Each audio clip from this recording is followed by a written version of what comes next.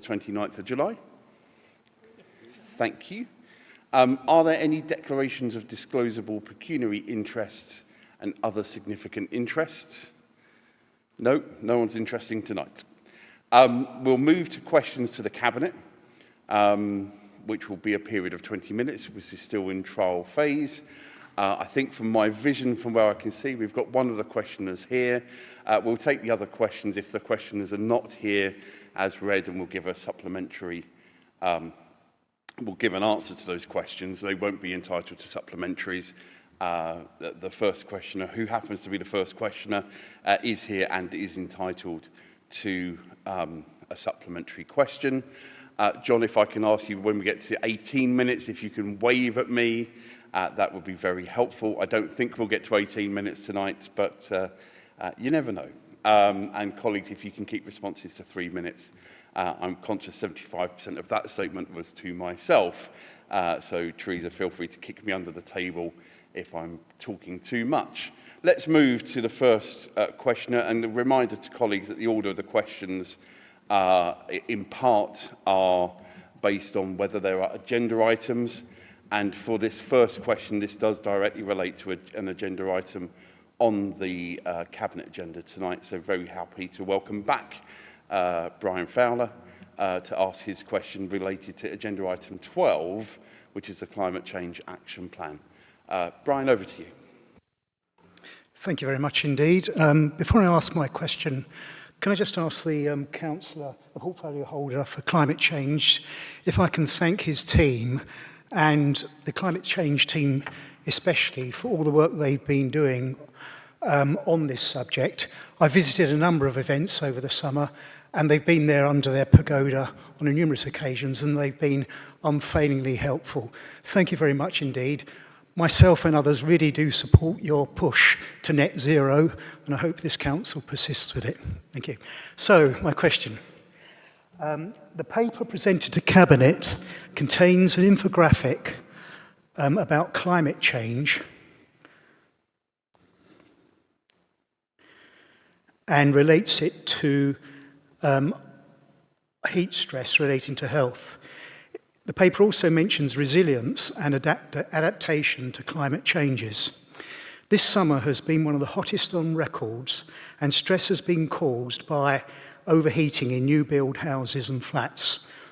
What consideration to addressing this has been made by our local authority, including the opportunities for adaptation? Thank you very much. Simon?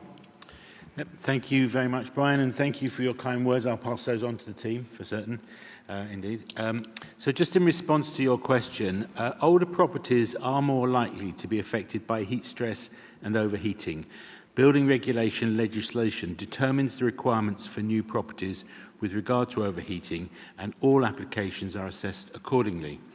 In relation to older properties, the Council only has control over properties that it owns and will consider the necessary adaptations to address overheating concerns. The Housing Service has an asset and energy team with an in-house retrofit coordinator. The role of the retrofit coordinator is to review the energy efficiency of housing, carry out assessments and complete the EPC certificates. The Housing Service is also in the process of installing remote monitoring environmental sensors which monitor temperatures, humidity levels and other things like excessive heat loss. The HRA retrofit coordinator will visit properties where data is showing that a property is potentially at risk. This could be a low EPC or SAP score, overheating, heat loss or damp and mould. Assess the building's fabric and see how it is being lived in. The retrofit coordinator will then instruct works via housing repairs, voids, planned works and energy contract with MERS to offer advice and guidance to the tenant on site and signpost them to where other types of support may be required.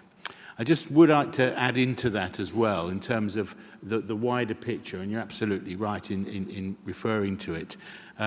We held our developers forum earlier in the summer, and the issue about how we build resilience into new designs came up as part of the discussions with the developers as well. This is private sector developers.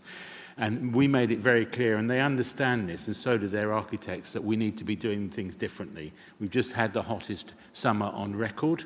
It's just been announced today, and we can see more of these very hot summers coming our way. And I know that new development, as it comes through, will build in much more thought and care and attention to how we manage resilience going forward. So it is part and parcel of our thinking. Thank you very much. Thank you, Simon. Brian, if you have a short supplementary. Yes, thank you for your answer. As some of you may know, I do live in a new build house on Kitchener Barracks, and there have been extensive problems this summer with excessive heat. And there have also been a lot of items in the national press about heat and solar gain in new build flats, particularly in London. Can I ask you to commend this subject to your planning officers, particularly when we're looking at houses or flats that are of east-west orientation? I shudder to think what it's like this summer in Anchorage House, but perhaps can I ask you to commend this to your planning team, and perhaps you could come back to full council and cabinet with some thoughts on this later on. Thank you, Simon. Absolutely, I will take those thoughts back with me, definitely, and we'll look into it in more detail. I mean, everything about urban heating and urban cooling is crucial now to how we think about our urban centres anyway. I know the government is now well into, and you'll hear later in this meeting about the decarbonisation programme that we're undertaking in partnership with other local authorities in the government. And I think as part and parcel of that, how we go about urban cooling, everything from planting trees to putting our benches in the right places, all that kind of thing has to be as part of our thinking in terms of public realm management, and building design is part and parcel of that. So I will take that back. Thank you very much, Simon. Brian, thank you for both your question and also your kind words to officers. I've seen them at a number of events, and they're working hard alongside other colleagues, certainly in housing and also in public health. They've been a great presence at those events. So thank you for that. We'll move on to question B. I can't see Mr. Dunks here, so I'm happy to respond in his absence. And I thank him for this question, really important question. Worth saying that Medway Council is committed to supporting our neurodiverse residents of all ages, including those with ADHD, autism, Tourette's and other conditions, whether that's in Rainham or across our community of more than 290,000 people. We know that neurodiversity is lifelong, and that approach reflects the situation we find ourselves in. Working across the integrated care partnership with ourselves, the Integrated Care Board, Kent County Council, and most importantly, people with lived experience, we've developed a joined-up system of support that's designed to be flexible, inclusive, and responsive to individual needs. This includes a new neurodiversity webpage where residents can find information, advice, and guidance, whether they have a diagnosis or not. It's a central place for tools and resources, including support for children, young people and adults. We're working directly with some schools to pilot tools like This Is Me and Partnerships for Inclusion and Neurodiversity in Schools, known as PINS, which are helping to improve school experiences and promote inclusion with a view to expanding those over the coming years. We're also commissioning new community-based support shaped by feedback directly from residents. This will include peer support and talking therapies and is expected to go live next month. Alongside this, GPs continue to play a key role in helping people access specialist services, whether that's for diagnosis or alternative forms of support. For all those with more complex needs, specialist health professionals are available to provide tailored intensive support. Support for Tourette's syndrome is available through GPs and specialist services, and residents can access online and face-to-face support groups. One helpful resource is the Tourette's Action Group, which offers practical advice and community connections. For families, we fund Medway Small Steps, that's delivered by Family Action. This service offers workshops, parenting courses and coffee mornings for families with children either awaiting or following an assessment for ADHD or autism. It supports children aged 0 to 19 and up to 25 for those diagnosed, and helps families to access further support through referrals and services like SENDIAS and Early Help. It's also working through our SEND Improvement Board to improve outcomes for children and young people, including increasing inclusion in school, expanding mental health and therapeutic support. And I'd also want to pay tribute particularly to those voluntary sector and third sector partners like Club Awesome and Medway Puzzles, who do a tremendous amount of work and advocacy for individuals and families. So very grateful to have received that question. Thank you. Let's then move on to question C, which I'm taking in Luella's absence. I can't see Councillor Etheridge here, so I'll take it as read. Grateful for the question. Medway Council has a statutory duty to provide housing and homelessness advice to households who approach for housing assistance. If a household is homeless and meets the legislative requirements of the Part 7 Housing Act 1996, amended by the Homelessness Act of 2002, temporary accommodation may be offered. At present, over 3,000 households per annum approach for assistance, with approximately 600 households in temporary accommodation, which includes approximately 400 households with at least one dependent child. And colleagues would have heard me talking about the number of children that we have each and every night in Medway going to bed in temporary accommodation, which is part of the reason why our local plan is so critically important. There are also approximately 3,500 households on the council waiting list for social housing, with on average 600 lets per year. The demand for social housing far exceeds availability. This is also reflected in the private rented sector, where we've seen an increase in the average monthly rental price by 10.5%, leading to an average of £1,203 per calendar month. For the avoidance of doubt, the council does not have a statutory responsibility to house asylum seekers or to provide asylum accommodation. However, this does not prevent the Home Office contractors from procuring accommodation in Medway. It's also important to note that access to temporary accommodation or social housing under the Housing Act 96, the applicant is required to have permanent rights to remain in the UK, and our policy, which is currently being reviewed, requires a level of period of time of being a Medway resident before you can access that housing as well. So hopefully that gives a clear indication to Councillor Etheridge. Let's move on to the final question. Again, whose idea was it to have questions? Oh, yeah. So this is from Councillor Pearce, and I can't see Councillor Pearce here tonight, so we'll take his question as read. I don't particularly use the term not in my backyard or NIMBY or indeed YIMBY. I don't use that either particularly, because I think things are more complex than that. But for the avoidance of doubt, the track record of the MP for Gillingham and Rainham when it comes to the issue of housing is without question. Whether that was in her previous professional life before becoming an MP, including working with housing charities, in her role here on the Cabinet, where she brought forward a number of important policy changes, in particular starting that conversation around temporary accommodation and the good work, and we'll talk more about that when it comes to the financial outlook. And of course, the support that Nashaba gave very clearly in her letter, which is in the public domain, on the Reg 18 consultation for the local plan. That letter sets out very clearly and openly how Nashaba has supported house building. And actually, in her role in Parliament on the MHCLG Select Committee, she said on numerous times on the record, and I'm sure anybody who wishes to look at Hansard's can look at this, that she supports house building and more homes at committee and in writing.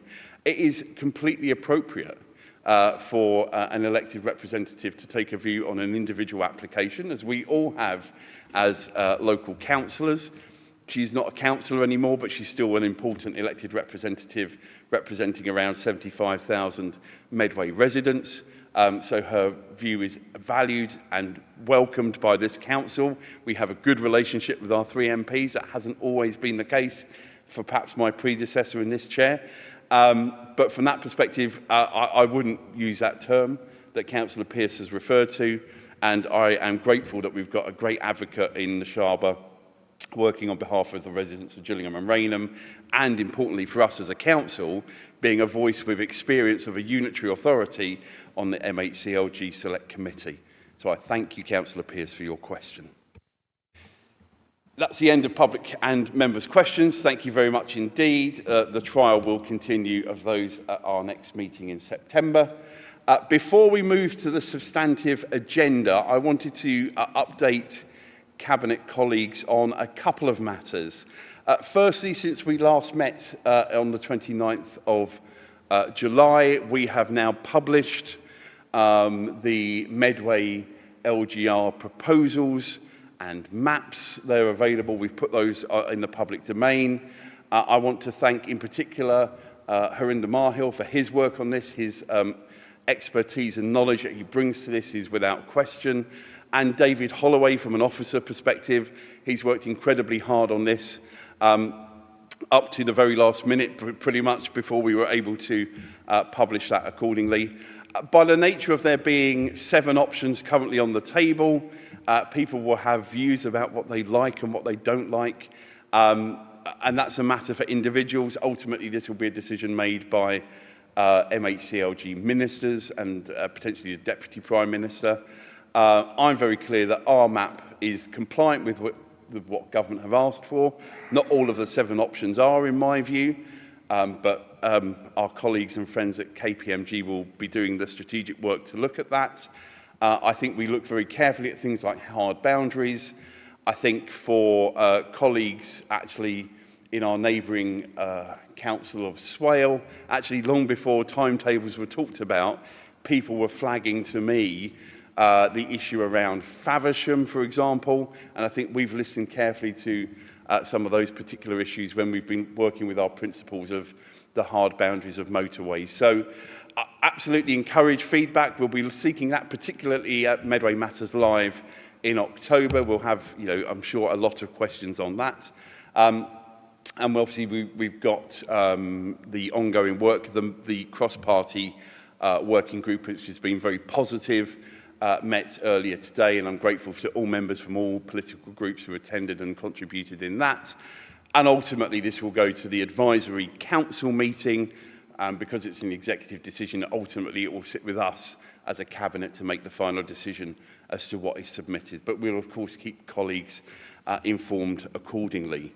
The second issue I wanted to raise just very briefly this evening, again, since we last met as a council and as a cabinet, there's been a lot of talk around the issue of flags, both here and around the country. And I don't intend on spending a long time on this tonight. We've got a huge agenda of stuff which is really important. I took great pride this year at seeing Rochester Castle and Gunwharf displaying the appropriate flags, recognising our country's history, but also our country's future, being a progressive, forward-thinking community as Medway is. I'm very proud of that. So from that perspective, we will continue to do that as long as we're here. We think that's the right thing to do. And actually, the amount of positive feedback, just as one example, on Friday we flew the Ukrainian flag as a part of solidarity with Ukrainian Independence Day, which fell on Sunday. As colleagues know, on the whole, we don't fly flags at the weekend because no one's at Gunwharf. And the overwhelming feedback on Facebook was positive, so really huge thank you to those residents who took time to share that on there. That becomes a different matter when it comes to the issue of people, and people have heard me at this chair dozens and dozens of times since May 2023 talking about following the rules. And look, let's be very, very clear that if people are breaking rules, that's not acceptable. That's not acceptable, particularly if they're putting themselves at danger or risk, or even worse than that, putting others at danger and risk. So I think that's all I'm going to say on the matter tonight, because again, there's a lot of business to get through. As somebody from Wayfield said earlier today, because some people have kind of wrapped this around identity and our country, and I think their words are very powerful. To me, being British is about kindness, tolerance, supporting your neighbourhood, respecting others, respecting public space, and working to make things better. And that's what this administration is getting on with. So thank you, colleagues. Let's then move then to the first substantive agenda item, which again, apologies, sits with me, and it's a pretty substantial item to say the least. So I'll take you to page 31, I think. Oh no, sorry, we're on the additional supplementary because of the numbering. So if you want to move to the supplementary agenda, that's got the correct numbering on it, so apologies for that. Please move over to that. I'll move the 3 recommendations as laid out. That is to note the current projections, to continue the work, which I know every cabinet member is working alongside their corporate management team counterparts, to have those conversations about both identifying savings and income generation. And also we'll be recommending to October's full council a declassification of just over £1.5 million of adjustment reserves that can go into the general reserves at that point. Before I move into the substantive issues here, I'd want to place on record my thanks to Katie Durkin, our Chief Finance Officer, who's given notice that she will be moving on to a new role elsewhere in local government. Katie's impact on Medway has been outstanding, particularly through our administration. The work with SITFA, which I'll talk about in a moment, she has been leading on. So we wish her very, very well in her new role, which is not starting for a couple of months, so we'll still be getting some more excellent work from Katie before she leaves. But I did want to start tonight's item with that, recognising that her work has been instrumental both in the journey we've been on so far as an administration and where we will go next. So we know since May 2023 that we've had challenging financial circumstances. That hasn't changed. That continues to be the case, and the numbers kind of speak for themselves if you go through paragraphs 4 and 5 in particular. I'm clear that we are working as hard as we can for next February when we're here for full council to set the council tax rate, which is technically what we're doing. We do some other stuff that night as well. My ambition is we'll be doing that without needing to recourse back to exceptional financial support. That will be challenging. We have to be clear on that. That will be challenging, but that is what we are all working towards. And I know there's been some very positive, the earliest we've ever started budget conversations in Medway Council's history. So we're clear that we are seeking to not have to seek that again. But of course, there are some quite big unknowns. We've got assumptions around some of those unknowns, but in particular, the multi-year settlement, which we really do welcome. It's a positive thing for local government as a whole, but for us in particular, not least because the early indications are that the move to funding based on needs will be probably beneficial to Medway. We will find out as we move towards December, but that's certainly the early indications, and we've and again, I want to thank Phil and Katie for their excellent work on the substantial submission made to government on the issue of the fair funding formula, which again is long overdue. So it was really great that Medway could play their part in making their submissions known on that. We know where the challenges are. We know that from our month-to-month, quarter-to-quarter conversations. They're no different to any other part of local government in England. And as a unitary authority, we know that we have to deal with all 4 of those issues. Adult social care, children's social care, special educational needs, and temporary accommodation and homelessness. Those are big challenges.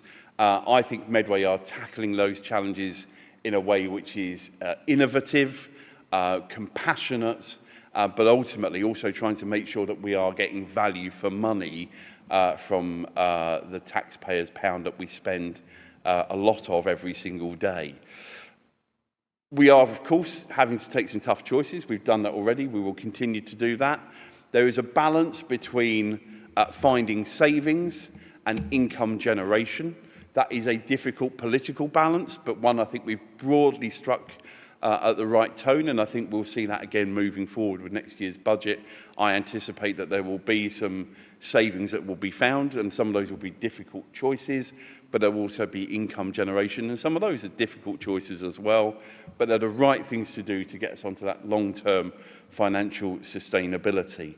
And of course, the backdrop for us, you know, every council will be looking at their medium-term financial outlook. It is about recognising as well the journey that we have been on. We inherited a situation where we had a 91% cut in our revenue support grants since 2010. We inherited a budget that was built on reserves and then needed more reserves to balance a book. That's not sustainable. So for anybody from the previous administration somehow making out it was all fine when they handed over the keys, I'm sorry to say that simply isn't the case. So we're doing everything we can, and again, I want to pay particular tribute, not just to the finance team, although they are at the heart of every one of these conversations, but every other bit of the council as well. And so from my perspective, both as council leader, but also portfolio holder for finance, I know the work that's happening. I know the difficult choices that we're having to make. I know the impacts, the real impacts sometimes those are having on individuals and families in Medway. Those are not decisions we take lightly, but the alternative is shutting up shop, basically, and that's not an option that we would want to consider. So I will pause at that point for any contributions, but I think colleagues can see the direction of travel that we're moving in. And again, thank you to Phil, Katie, and the whole finance team for the excellent work that's gone into this report. Any contributions? Teresa, please. Yeah, thank you, Vincent. Can I express my thanks to Katie? I'll be very sorry to see her go, but very happy for her that she's managed to pursue a new opportunity. And I think she's been with us on a journey since we came into administration of trying to make sure that everybody who needs to be has got the support and training and understanding that they need to be part of the financial strategy, that it's a collective endeavour across the council supported by colleagues in finance, and that where efficiencies are being made, our colleagues understand why they're being made and also have space and time, and I hope professional freedom, to express where it isn't always possible to either deliver the savings in the time frame that we originally want to, or in the way that we originally think, that there's flexibility in the system to make changes. And where necessary, as we have demonstrated, and I'm pleased to say particularly in adult social care, to make investment in order to put our divisions in a place where they are actually robust enough to start thinking about making efficiencies instead of lurching from one crisis to another. So I think, you know, we're where we wanted to be 2 years in to Medway Council, building a strong financial legacy for the future, being honest and transparent about things under your leadership, Vince, and making sure that our staff have got the support and understanding that they need to be real stakeholders as opposed to bystanders when we're managing finance. Thank you very much, Teresa. Any other colleague? No, I know that there are weekly, fortnightly, monthly meetings going on. So I know those conversations are happening at every level. And indeed, when we come together as a collective team of 25 of the corporate management team and the cabinet, we spend a good amount of time looking at financial information. We've got new tools and techniques that we're using for this council that we haven't before, and that's to be welcomed as well. So from my perspective, can I thank colleagues for their ongoing work? We'll obviously take the third recommendation through to Cabinet in October, and therefore I'll move the recommendations. Are those agreed? Thank you. Let's then move on to the next item, which is the annual review of the school place planning. I was going to get that wrong. School place planning strategy 22-27. Tracy. Thank you very much. Planning for the future need for school places is a hugely important and complex process. So I'd like to thank officers for this really detailed report, which shows the area of demand and sets out recommendations to make sure that there will be sufficient school places available to meet that demand going forward. On the 27th of March, the Department for Education announced that Medway would receive close to £25.5 million of basic need funding for the period to 2026 to 2028, and they also announced over £4.8 million of high needs provision capital for 2025-2026. And this report sets out plans to use these grants along with any remaining funding rolled over from previous allocations and Section 106 developer contributions. So the review has identified the need for additional places across Medway, starting with primary school provision. On the peninsula, it's proposed that additional capacity will be created by relocating the Marlborough from its current home at Hugh St Warburg Primary School to the vacant and available building at Twiddle Primary School, allowing the additional space that this would create at Hugh St Warburg Primary to be repurposed to accommodate additional mainstream pupils. The estimated cost is £6 million for refurbishment to both these school sites. In the Chatham and Rochester planning areas, it's proposed to expand New Road Primary School from a 1.5 form entry to 2 form entry at an estimated cost of £2.5 million.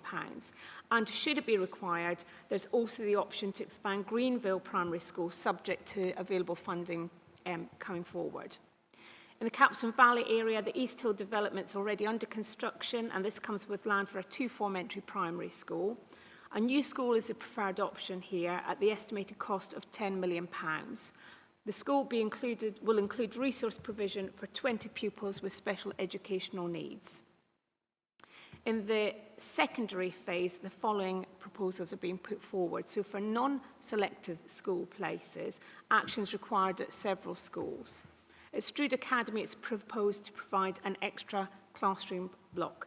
This will allow the school to increase permanently by 2 forms of entry at an estimated cost of £6 million and will provide an additional 300 places. There's an option to expand provision at Brompton Academy, but again, this is subject to further funding becoming available. These proposals are in addition to the currently planned bulge classes and permanent expansions, which are set out in section 7.4 of this report. For selective school places, we are proposing that the following. So from September 2026, Chatham Grammar, Fort Pitt Grammar and Holcombe Grammar will start taking both boys and girls in Year 7. This change, in conjunction with changes that we've already made to the Medway test, will increase the number of Medway pupils attending a selective school. In 2023, Cabinet approved £2.7 million of funding to enable these schools to adapt their buildings to accommodate the co-educational changes. Well, since that approval, escalating construction costs means that this level of funding was no longer sufficient. So it's recommended that an extra £500,000 of basic need funding is added to the capital programme and split between the 3 school sites. Increasing number of secondary age pupils means that additional selective places will be needed and these will be phased in. At this stage, it's proposed that Fort Pitt Grammar will have an additional 1 form of entry at a cost of £5 million. It's expected there will be a shortfall in places for pupils with special educational needs and disabilities, and so a number of proposals are also being put forward for this sector. It's proposed to expand Dane Court to include a secondary phase. This will ease pressure on secondary and post-16 places and free up places at Abbey Court and at Bradfields. The building is estimated to cost between £20 and £25 million, and a site will be needed for this. Part of the empty site at Cornwallis Avenue has already been allocated for the Inspire Academy. The remaining part of the site had previously been allocated to provide additional burial space for the next 100 years.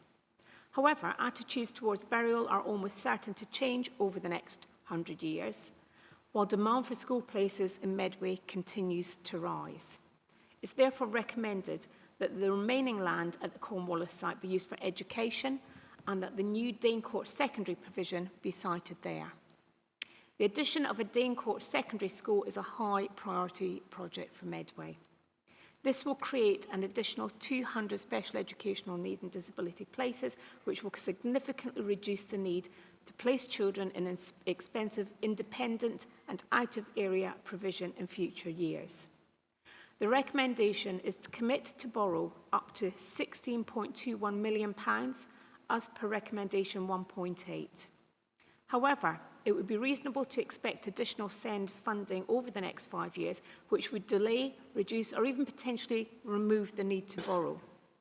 Taking the Dane Court proposal forward would result in future cost avoidance of approximately £12 million per year when the provisions are full, compared with placing pupils in out-of-area and independent schools.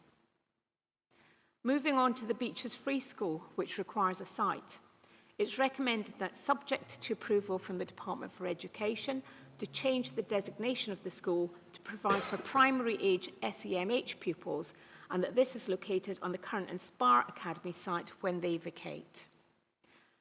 Currently, there are no resource provisions at selective schools, which limits options for pupils who pass the Medway test and have special educational needs. It's proposed to add a resource provision at Chatham Grammar School, providing up to 30 spaces for pupils with ASD at a cost of £2.75 million. As previously mentioned, it's proposed to relocate the Marlborough to the currently vacant building at Twiddle Primary School.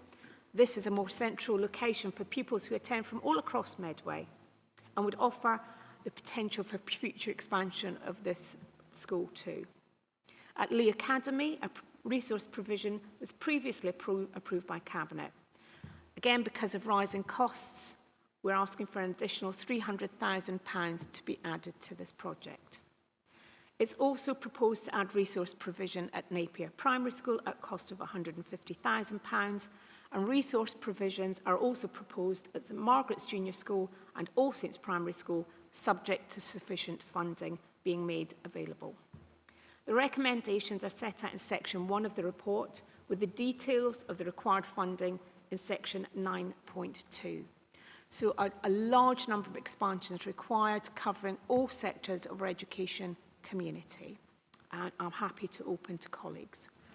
Thank you very much indeed, Tracy, for that detailed but incredibly helpful overview as to the next steps for a number of different schools across Medway. So thank you very much for that. I'm going to go to colleagues to see if there are any questions or comments. Simon, please. Yeah, thanks very much, and thank you to Tracy and to the whole team that produced this information. Just to place it in context in terms of our development, as colleagues are aware, the draft local plan has been published with considerable housing development in a number of places across Medway. Our population increase is going to be significant over the next 15 years. And that local plan and the infrastructure delivery plan that goes alongside it is based upon this detailed work that the team have produced in order to make sure that we get everything right as we move forward. The aim is to create sustainable communities going forward and to provide for our existing communities as well. And in order to achieve that, this is the level of detail that we have to do. So it's a hugely important report and much welcomed. Thank you. Thank you very much, Simon. Teresa? Thank you, Tracy, for your report, and Simon for your comments, because it's absolutely critical to show that we're doing what lots of people, as part of the local plan consultation, said, getting ahead of population expansion in housing, making sure that the infrastructure is there, and at the same time not forgetting about all of the people we need to provide for now. I'm especially pleased about the secondary provision for Dane Court School. We know that that's a priority.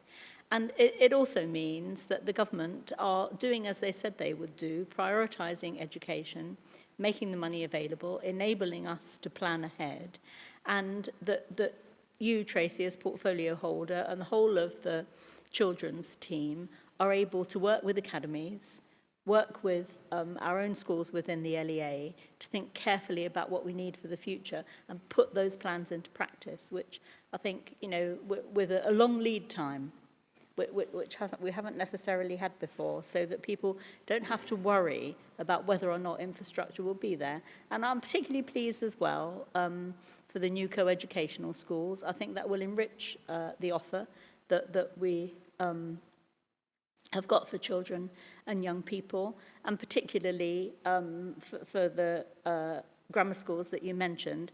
They're actually quite long overdue refurbishment, and their facilities are old-fashioned, so being able to bring a new initiative together with capital and physical improvements that the schools need and deserve is a really good thing.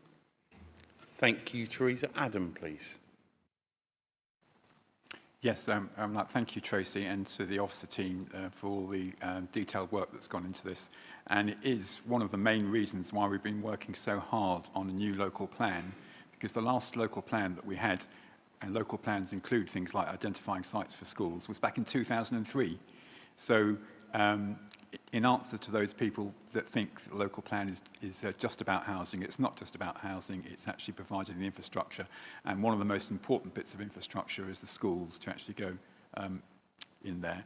And we have been responding in the meantime to increases in terms of demand. We've had some bulge classes coming in as well. And I commend the team for the work that they've done on that as well. So all in all, a really good news report, and obviously making sure that we provide places for all of our children, including special needs children, and they especially need to have more of an opportunity to be going to school locally, so all in all, a really good news report, and I commend both you and the officer team on this report. Thank you.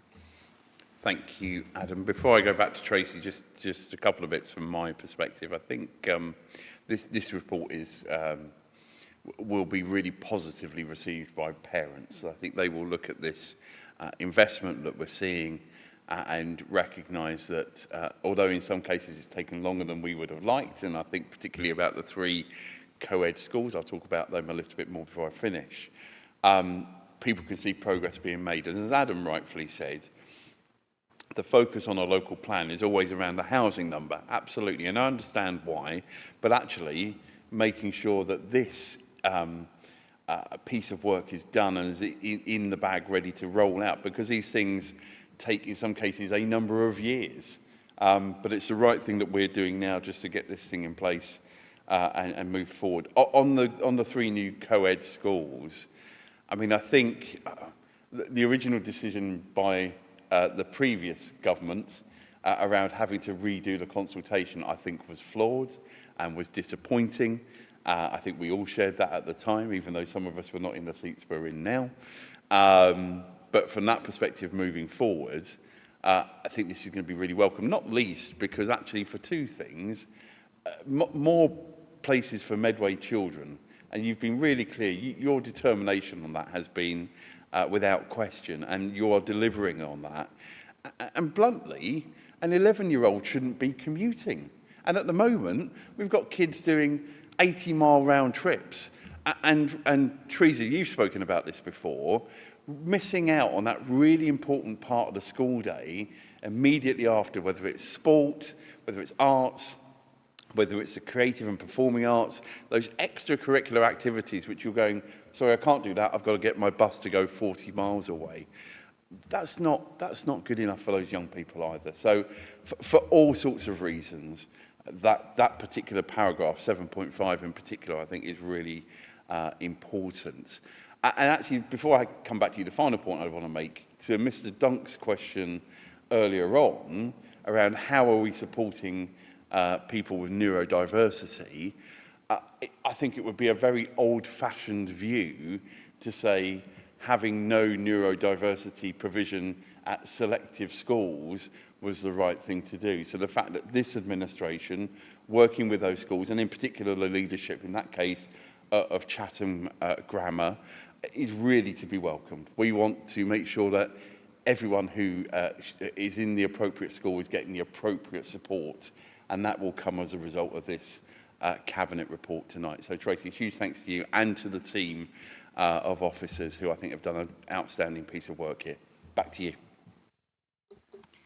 Thank you, and thank you to colleagues for all your comments.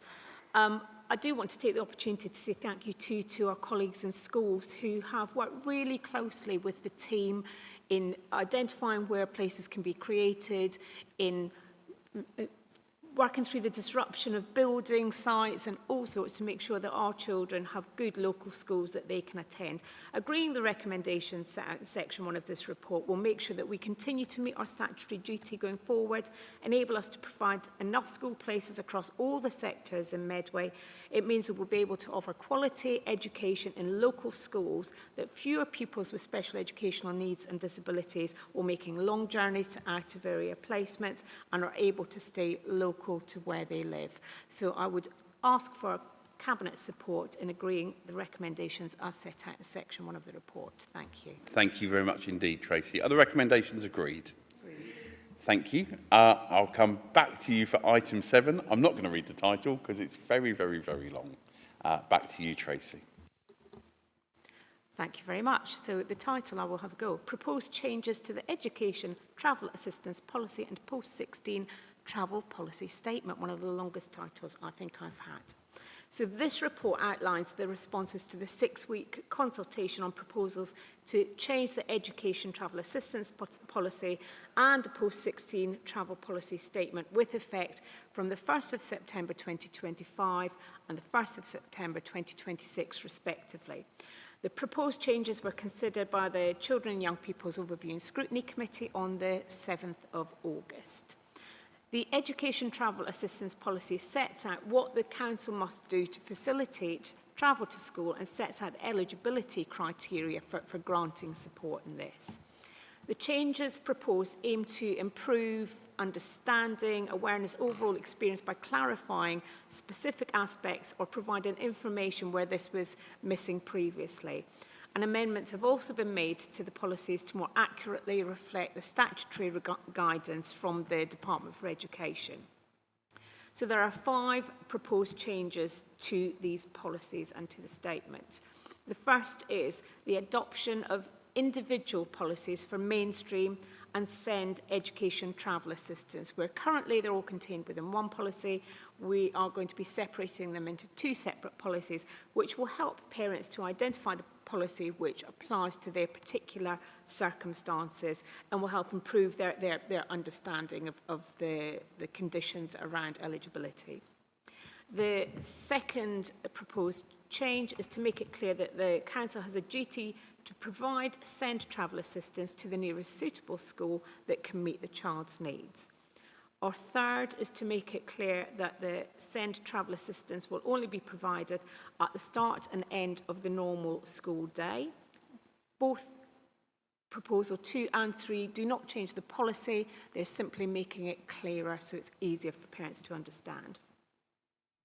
The fourth proposal is to review the parent contribution towards SEND Post-16 travel assistance and to consider options where there is non-payment. And proposal number 5 is the change to the appeals process, namely moving to senior council officers for the independent panel at stage 2 of the process for all school transport appeals. There was a really good response to the consultation, 225 responses, and a summary of these can be seen in section 6 of the report. In considering the proposed changes, it's important to note the following. Proposal 1 is simply a separation of the 2 policies so that parents can more easily see which applies to them. Proposals 2 and 3, as mentioned, don't change the policy but make the wording clearer. Proposal 4, the provision of travel assistance at post-16 is discretionary, it's not a statutory requirement. And there will be protections in place for low-income families and for exceptional circumstances, including the option of payment plans. Proposal 5, where elected members will be replaced by officers, elected members will still be able to attend stage 2 appeal hearings with residents from their ward and make representations on their behalf. So Cabinet have been asked to agree the recommendations contained in section 1 of this report, including the recommendation that calling be waived regarding recommendation 1.2 because of the urgency of bringing this policy into force on the 1st of September this year. Thank you very much, Tracy. Again, a very detailed overview of some important matters for those families who will be looking on at this. Colleagues, any questions, comments? Teresa? I think, thank you, Tracy. And just to say, really, that this is tightening things up. and making it much clearer to parents particularly, and to schools as well, about the route that they can take when travel assistance need is identified. And I think it accords with our aspirations to make sure that when children go along the journey of growing up, their independence and their individual needs becomes a real focus. That we don't just have a kind of a blanket plan where everybody's treated the same. This is about thinking about the way that things change, the way that children grow, the way that their independence needs can be accommodated. It isn't intended to exclude anybody. It actually makes the process much clearer.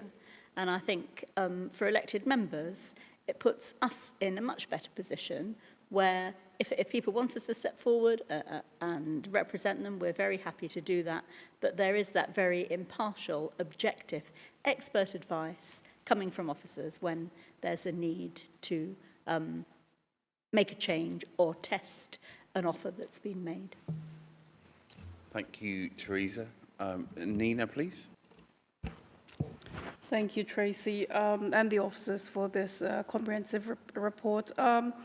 I do feel that when parents speak to us about their children with special educational needs and the transport arrangements, sometimes there seems to be lack of clarity. So if this report is actually proposing that it will make the process that much clearer for the parents, then that is something really positive.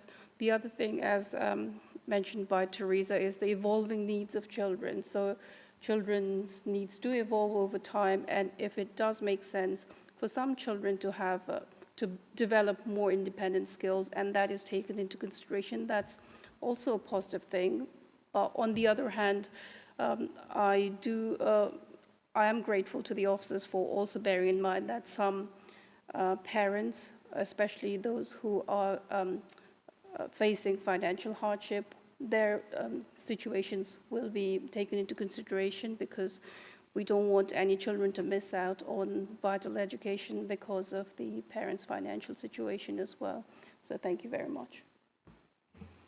Thank you. Before I come back to you, Tracy, just to add from my perspective, I think the move to officer rather than member decision-making on that particular appeal is right and appropriate. You need that professional expertise, which as elected members, we don't, you know, we know a little bit about everything. But that really important message to say that if you are a family looking to make an appeal and you want support from your local ward councillors, that is absolutely available. And I think in particular, and I say this with my democracy portfolio hat on, interesting to see more than 90% want to be able to access those appeals online. And I think that's something we should be looking very carefully at as we move forward as well. So very happy to support these recommendations, and a really good level of response, some detailed thoughts from those individuals who've taken time. So thanks to everybody who's done that. And again, thanks to you and Overview and Scrutiny for their comments as well. I tuned in that night and I thought it was a helpful debate. Back to you, Tracy. Thank you very much. And again, thank you for your comments, colleagues. These changes will make the policies easier to understand, make sure that they are applied fairly and transparently, and make sure that support is directed to the right people while making careful use of public funds. So I would urge you to support the proposal set out and the recommendations made in section 1 of this report. Thank you very much indeed. And just for clarity, I think part of the reason I have comfort in supporting the waiving of call-in is because it's had pre-decision scrutiny. So scrutiny have been able to share their views. That is something we use very sparingly as a cabinet. So thank you for moving those recommendations. Are those agreed? Thank you. Let's then move on to the next item, which has got a much shorter title. The Annual Fostering Report 24-25. Adam, over to you. Thank you, Vince. And it goes without saying that we can never thank our foster carers enough. They do an amazing job for us. It is quite a calling, and during the course of the last year, as well as obviously the work that's gone into this report, and I commend Andrada and her colleagues for actually preparing this report, which we're required to produce each year. But there have been numbers of occasions where we have formally been able to thank the foster carers, and that includes at the Corn Exchange, also Bridgewood Manor. And there's been some foster carers of really long service, so 41 years plus, which is an amazing, I mean, just to think of the number of children's lives that couple has touched and, you know, really helped to foster the care which they so desperately needed. So in the course of presenting this report to you, I'm pleased to say that it's been through scrutiny as well. Each year they have a number of strategic goals, and that has been to increase the number of in-house foster carers in order to reduce the reliance on independent fostering agencies, to increase recruitment from diverse backgrounds, that's really important, expanding specialist fostering provision, including placements for sibling groups as much as possible. We like to be able to keep siblings together if that's possible. We have joined, and we're continuing to work in collaboration across the region. We've joined the Local Authorities Fostering South East Hub, and from that we get shared learning, but we also recruit on a regional basis as well. We've also launched and will sort of continue to develop Medway's mockingbird constellations. And you might ask, what are mockingbirds? It's got nothing to do with cuckoos or anything like that. But it is basically the opportunity, which really makes sense, to provide extra levels of support to our foster carers in the way that parents do when looking after, needing to look after their children. Perhaps they're having a night out, or they're going for a short break, and they need that extra care and support from fellow foster carers in their locality. Also at times of stress as well, because things like funerals and various things like that happen as well. So it's really good that this initiative, which has been tried elsewhere, has been taken forward within Medway. During the course of my duties each year, as well as thanking foster carers, I also join in with the annual appeal for more foster carers, because we can never get enough of those. There's been a number of foster carers that have left in the last year, but that's been for all the right reasons, both personal reasons in terms of retirement, but also needing to keep up with all of the standards that we need to ensure that our looked after children are receiving from them on our behalf. And also I take the opportunity, I'm really pleased to take the opportunity of going on a number of programme visits during the year, part of our safeguarding initiative. That starts in the afternoon with an opportunity to hear directly from the staff in the front line within the children's social care workforce in the specialist area, whether it's children with disabilities or adolescents, various other specialist areas within children's social care. We always start off with the opportunity with the assistant director and myself to be able to hear firsthand any concerns, but also good news in terms of things that they want to share about what's been happening. And then that's followed by visits to the various households on a pre-programmed basis, whereby I get to, and Richard Hicks and Vince Maple, etc.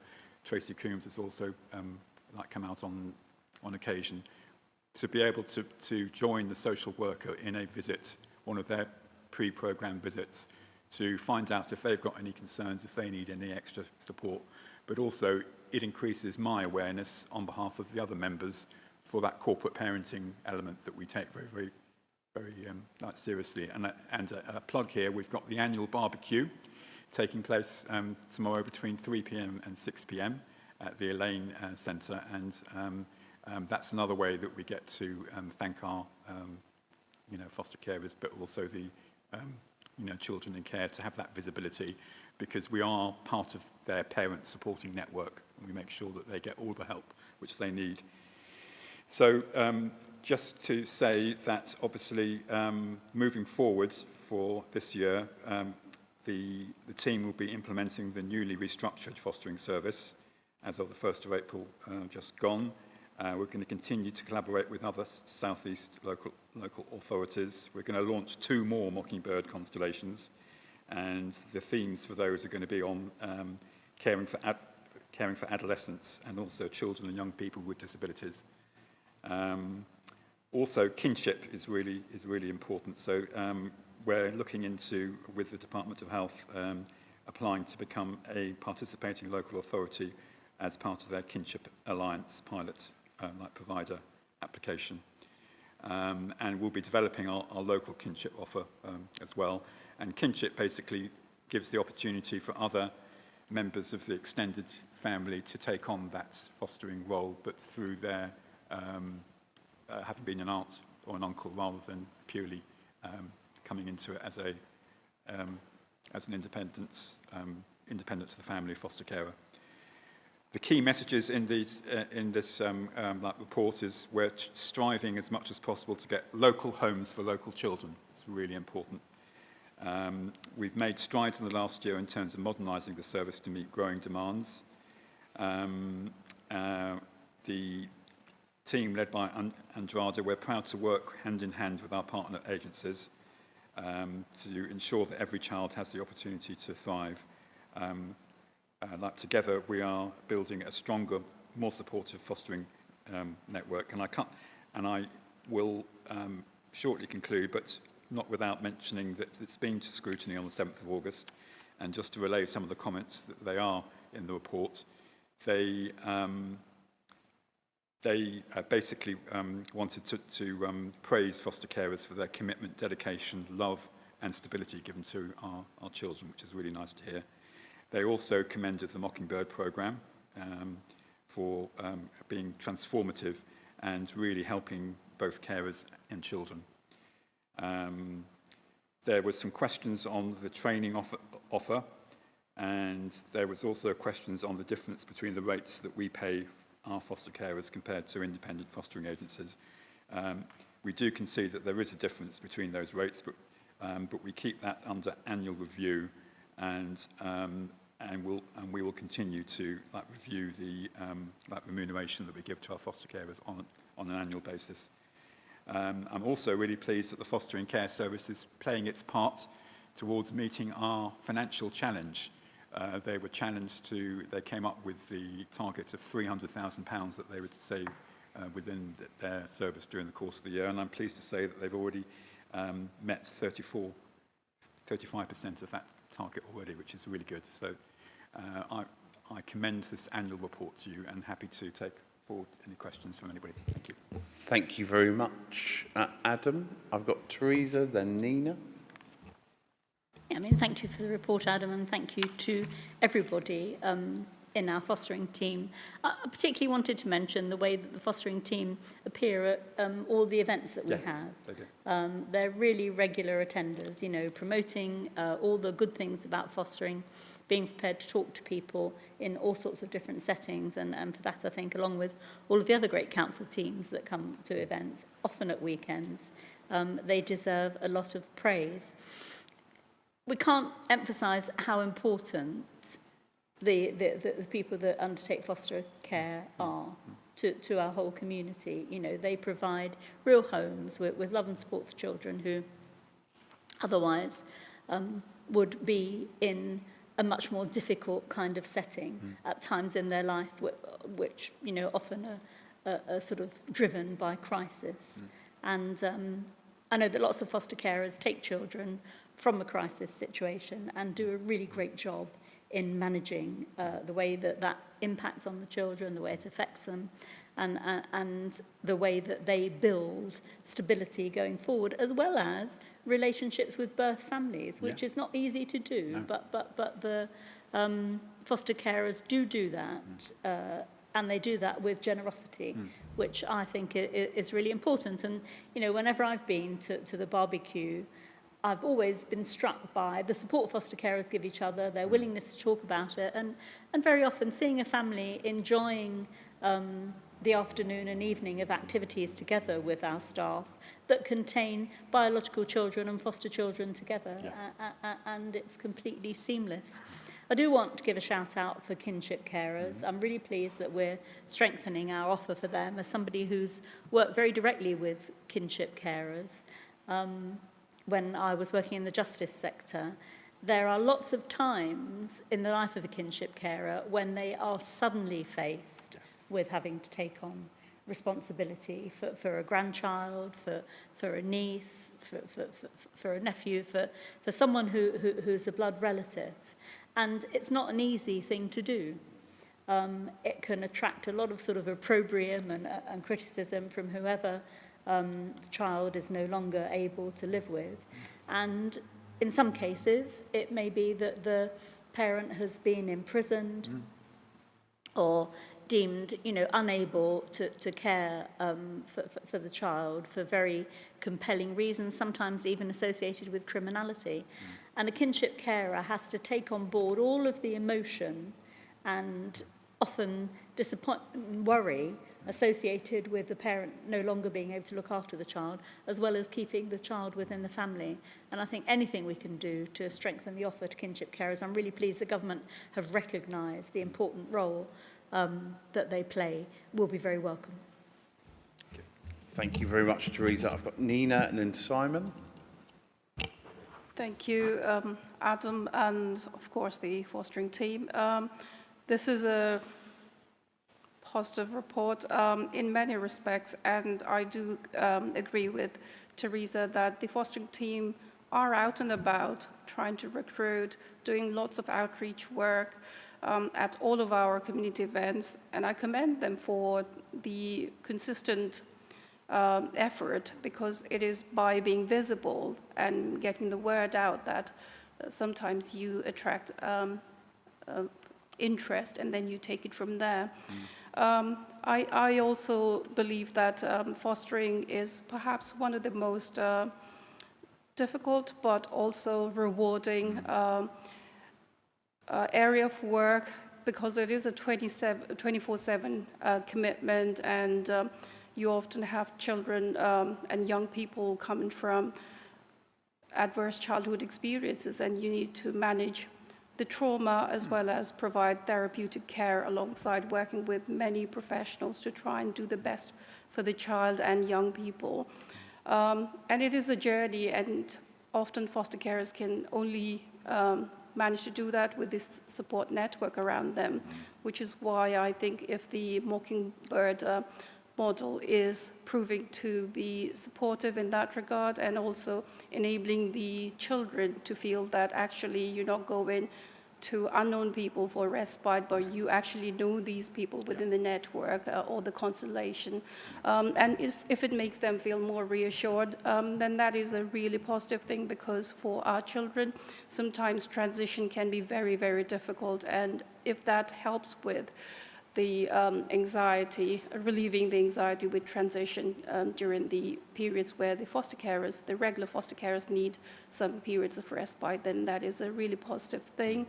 And I think one thing that I really felt was special with regards to why carers left fostering, of course we don't want them to leave, but at the same time, if they have left because they've claimed the children through adoption or by offering special guardianship order. That's amazing. I think that's the most wonderful thing, just giving that children permanent home, stability, the sense of belonging, and just to feel that they have been claimed by another family. I think that's the most beautiful thing. Whereas if there have been some foster carers who have had to be held to account because of the safe carer practices, then it looks like the fostering team are doing robust work in that regard. I do feel that the social work turnover seems quite high, but I think I have received acknowledgement, and I can see acknowledgement within the report that there are measures in place to tackle that. So overall, I think it does seem to be giving a real good sense that the fostering leaders, the fostering team leaders, have got a good grip on what they are achieving and what they want to achieve for our children, young people, as well as our foster carers. And if our foster carers are feeling supported, valued, then that is a real positive thing. So thank you. Thank you, Nina. Simon.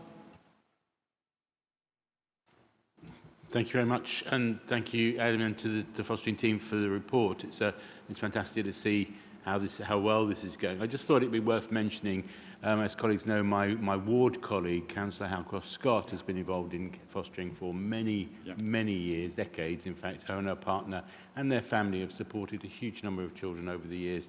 And from my own sort of anecdotal point of view, from what she says to me about the quality and the support she gets from the service, it's second to none. And so I was sort of passing on her own, from the coalface, if you like, from somebody who does it on a daily basis. There is the support there for the work she does, and that's thanks to this fantastic team. So I just thought I'd make that comment. Thank you. Thank you very much indeed, Simon. Before I come back to Adam, I guess three bits really for me. Nina and I went to the Grain Carnival. It was a great event. We were pleased to be there. And front and centre of the stalls was the fostering team, and it was fantastic to see them out there and making sure all parts of Medway know about the potential opportunities. And by the very nature of those conversations, perhaps different to housing or public health or indeed the climate team, if you get one or two leads, one or two conversations, meaningful conversations, that's a really successful day. So the fact that they're going out to every part of Medway is to be absolutely welcomed, and as Teresa says, often evenings and weekends as well. So a huge thank you to the individuals who are doing that. I think the table on page 279, which a couple of colleagues have referred to, the reason for deregistration, I think that's something we should be incredibly proud of. 14 individuals ceasing fostering because they're either taking out a special guardianship or indeed adoption, just showing these are individuals and families who are committed for a lifetime. So absolutely recognise that. And indeed, the very small amount that we're losing because they're transferring to independent fostering agencies is to be welcomed as well. They have a role, IFAs have a role, but I would always prefer to have the best, most compassionate people being part of our team here in Medway. We often, as a cabinet, and yourself, Adam in particular, and Tracy, often will use the phrase, children matter in Medway, because not our words, but the words of Ofsted. The people who care for the children matter in Medway as well. And I think this report shows that through our team, that is support which is real and genuine there on a day-to-day basis, often dealing with some real complexities, as other colleagues have said. So I absolutely want to put on record my thanks to the team, and I think the annual report covers that well. Thank you. Adam, back to you. Yes, thank you, Vince, and thank you, colleagues. It is a joy to go along to these events, and we've just gone through the sum of various events which have been taking place, and I always have to make sure that I don't confuse myself between talking to the fostering team, the Medway Parents and Carers Forum, and Child Friendly Medway. They're all there for providing a very valuable role, but as a conduit. And with the Medway Parents and Carers Forum, they are critical friends as well, so they will call out things as and when it's needed as well. So, and many of the staff volunteers that I talked to earned their spurs going back for an earlier time when we had Sure Start, and it's the preventative care which forms part of our children's social work strategy with our hubs as well, which is really, it can never replace what we had through all those Sure Start centres, which were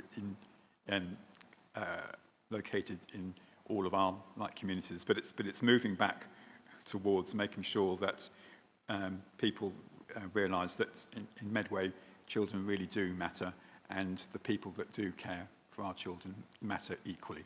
So thank you very much, colleagues. Thank you very much indeed, Adam. And again, a huge thank you to both officers and indeed those foster carers who were, as Nina said, working 24/7, 365. Are the recommendations agreed? Thank you very much. Let's move on to the next item, which is over to Harinder for the Get Kent and Medway Working Plan. Harinder, over to you. Thank you, Vince. Councils have been asked by the government to develop local versions of the Get Britain Working Plan following the white paper published last year, and to reach out to partners both local and national. The ambition here is to raise the nation's employment rate up to 80% for working age people between 18 and 66. However, that should not be seen as a limit. It really should be seen as more of a first step. What we have here then in front of us is a joint plan between Kent County Council, ourselves, the DWP, NHS Kent, Medway Integrated Care Board, as well as a wide range of local partners, stakeholders, and engagement through a variety of different methods, including, but not limited to, direct engagement. So this plan goes beyond a simple labour market analysis, which, although in and of itself is a very useful thing to do and carry out, and to that there has been analysis looking at the disparities across our region, so not just Medway but the wider Kent region, identifying skills gaps, recruitment challenges, mismatches between employees, the employment landscape for our young people, and the prevalence of health issues as they relate to employment as a barrier. There are also opportunities that the plan reports on, including our population growth relative to other areas, emerging green technologies, digital technologies, and the pre-existing cross-sector collaboration that, well, of course, they currently exist because they're pre-existing. However, there are some weaknesses where some may have expected strengths. You would, for example, expect a spillover of benefits of such from being so close to London, but it is actually quite limited, which is why I focus on homegrown businesses, focusing on the strengths that we have in Medway with our SMEs and building on what we do best should be the way forward, rather than emulating a sort of a Watford or a St Albans type model, which is not suited for where we are geographically or sort of even culturally from where we've grown from and what our history is. As well as looking at the wider labour market context, barriers and opportunities, the plan does a great job of really pulling together the governance of the provision as it currently exists, as well as the stages that the various services kick in across the different engagements.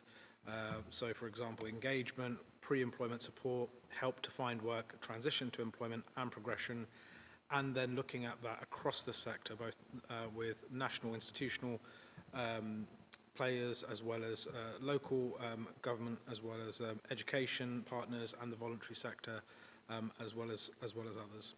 And that really leads on for the plan to drill down onto real case studies that show and focus on what aspects worked in which areas and which interventions can be learnt and built upon. The plan then moves on to intentions, and these are explored in 4 clear themes. The first being the focus on the individual, focus on the employer, influencing and training the work supply, influencing the wider determinants of health and work. Each focus really goes down to detail into root causes and looks at the levers available to all partners. And all of this then concludes with 2 particular areas. The first outlining the systemic changes needed to get the co-design required to get a joined-up system with shared goals, which is often said in all levels of government, and it's much easier said than done, but we have to start. And the second is a list of priority actions and longer-term goals. The priorities focus on young people, and this report highlights Medway in particular as a focus for that. Women in unemployment, including those with caring responsibilities, which show up as an as a blip. I'm going to say blip because I won't, be able to say that word. It shows up as a data point, and it really needs to be looked at. Support for people with long-term health conditions, coordinated support for people with experience of the criminal justice system, with a particular focus around Chatham as well. The action plan lists in some detail I might add, each action to be undertaken, the drivers, what outcome it addresses, the timeline, and what asks of government that it would entail. And in a local government context where even just today in this meeting we've discussed in the agenda how it can be really difficult to see delivery and how it can take time, and often time required longer than a horizon of 4 years, I'm afraid, of any election period, but we do have to take those steps now. So on that, I ask the Cabinet for approval of the plan and to delegate authority to officers for future minor revisions. Thank you very much again, Harinder, for that detailed overview. Any questions, comments? I've got Simon, then Teresa.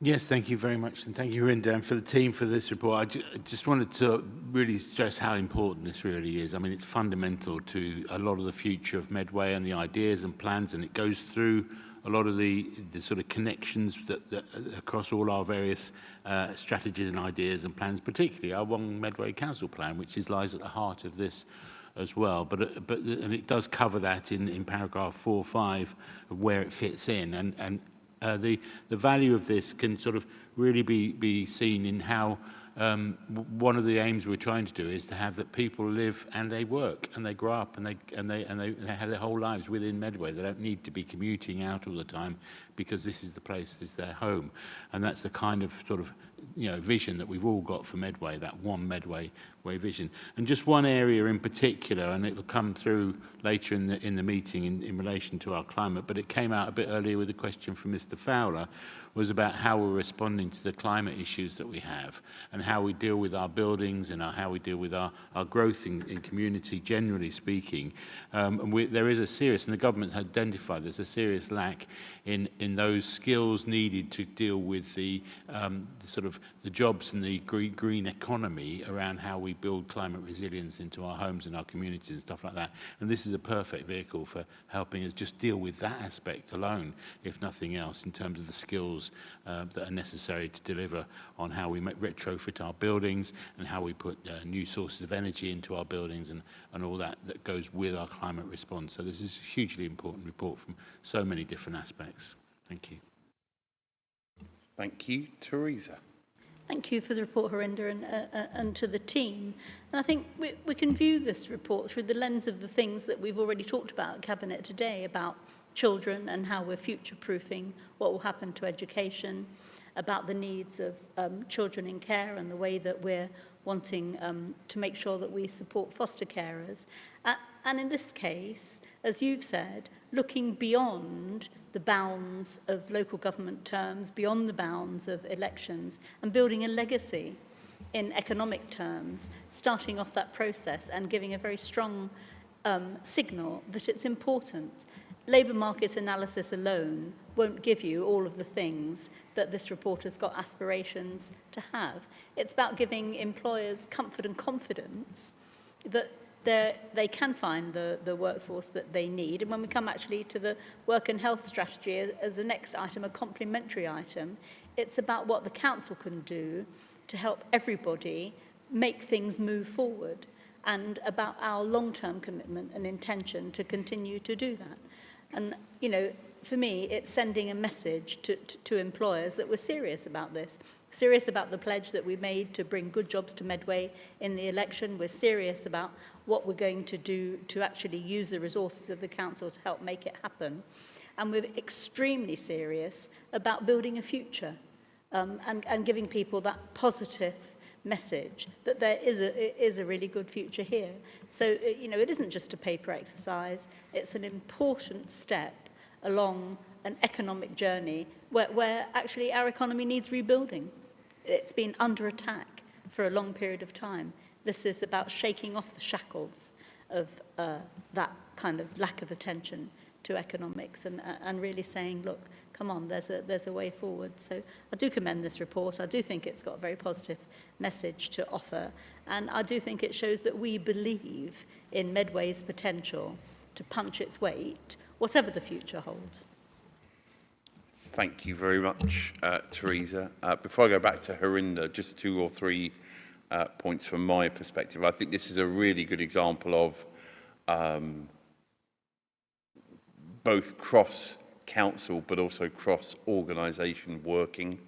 The report in the plan is clear that this will be monitored and overseen by the Kent and Medway Economic Partnership, which you do a great job on for this council, and also the Integrated Care Partnership, that triumvirate between ourselves, Kent County Council and the Integrated Care Board, statutory thing, but also making sure it's doing some work at the same time as existing. So I look forward to the ICP continuing that critical work.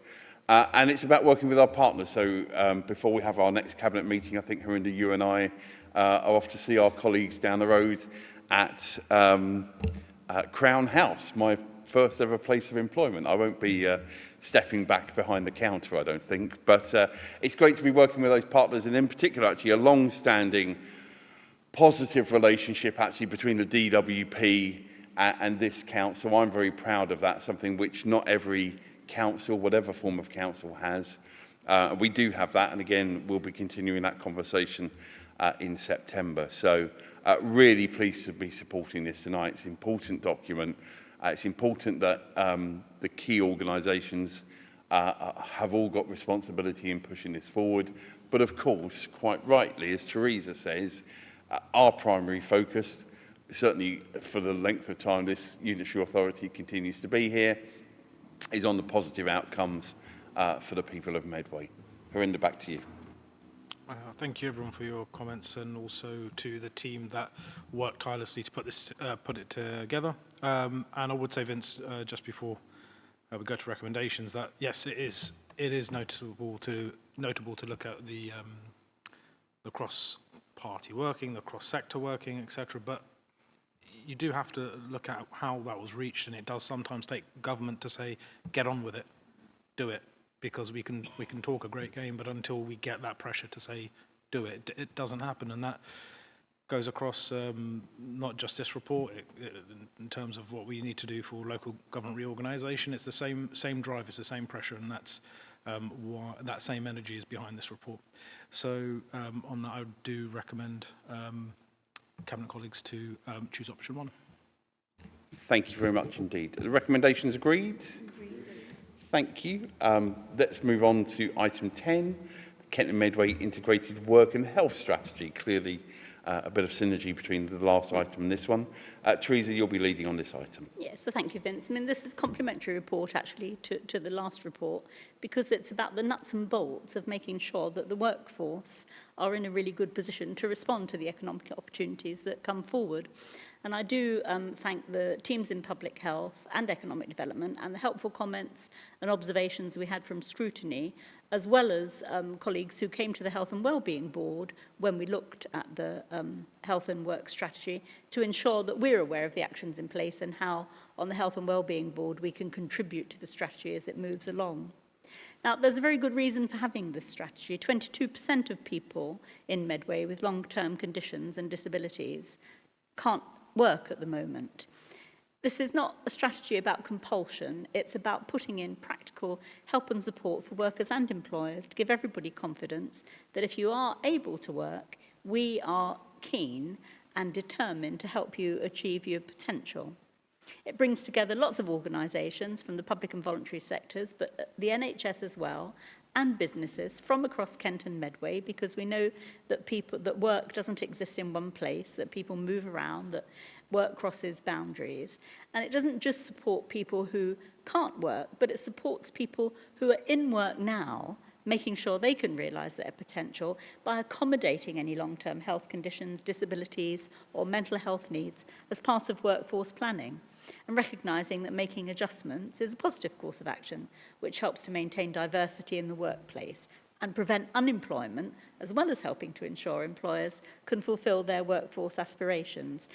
And the strategy is very, very clear on this. And as Harinder said, it accords as well with government policy, as stated in the Get Britain Working White Paper of 2024, and the Working Well funds provided in 2023, identifying intensive support jointly with the DWP for those who've been long-term unemployed, and that's already enabled us as a council to work together with 400 people, work which is ongoing and uses our combined experience and resources, including adult education and public health, as well as partners from business and commerce, who are there to provide job opportunities when people become work ready and can build up their skills. The report's got 4 aspirations, and I'm just going to remind you what they are. Build employer confidence, development skills and training, a person-centred approach, which is absolutely critical. We heard at the Health and Wellbeing Board how much a person-centred approach to people, keeping people in work who've got mental health conditions, makes a huge difference to them. At the very least, it means that somebody cares enough about you to help you stay in work when you're going through a tough time, and then overall having a healthy, thriving workforce. So the report combines strong and innovative measures of support with targets, because we want to make sure that the people that we say we need to reach are reached and can take advantage of this. And it's about making work a healthy place to be.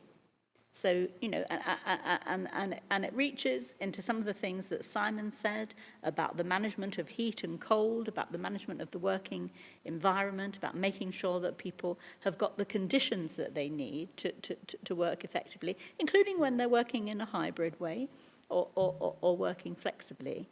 And about giving people, because this strategy was put together with the lived experience of people with disabilities and long-term health conditions. It's not just been pulled out of the air by everybody else. There's been real input from those people. So it actually took quite a long time to put it together and hear what they had to say about how, you know, the challenges that they face, how they need to feel safe and confident about being able to speak up when they need a bit of extra help or when something isn't quite working. So it wraps in the importance of having a voice, the importance of employers and the workforce working together, and the way that we, as a public organisation, through public health, through adult education, whatever it turns out to be, can help scaffold that and make sure that people, once they get into work, can stay there and thrive. So do commend it to everybody. It's a very thoughtful and, you know, it isn't a paper strategy, it's an active strategy that's happening now.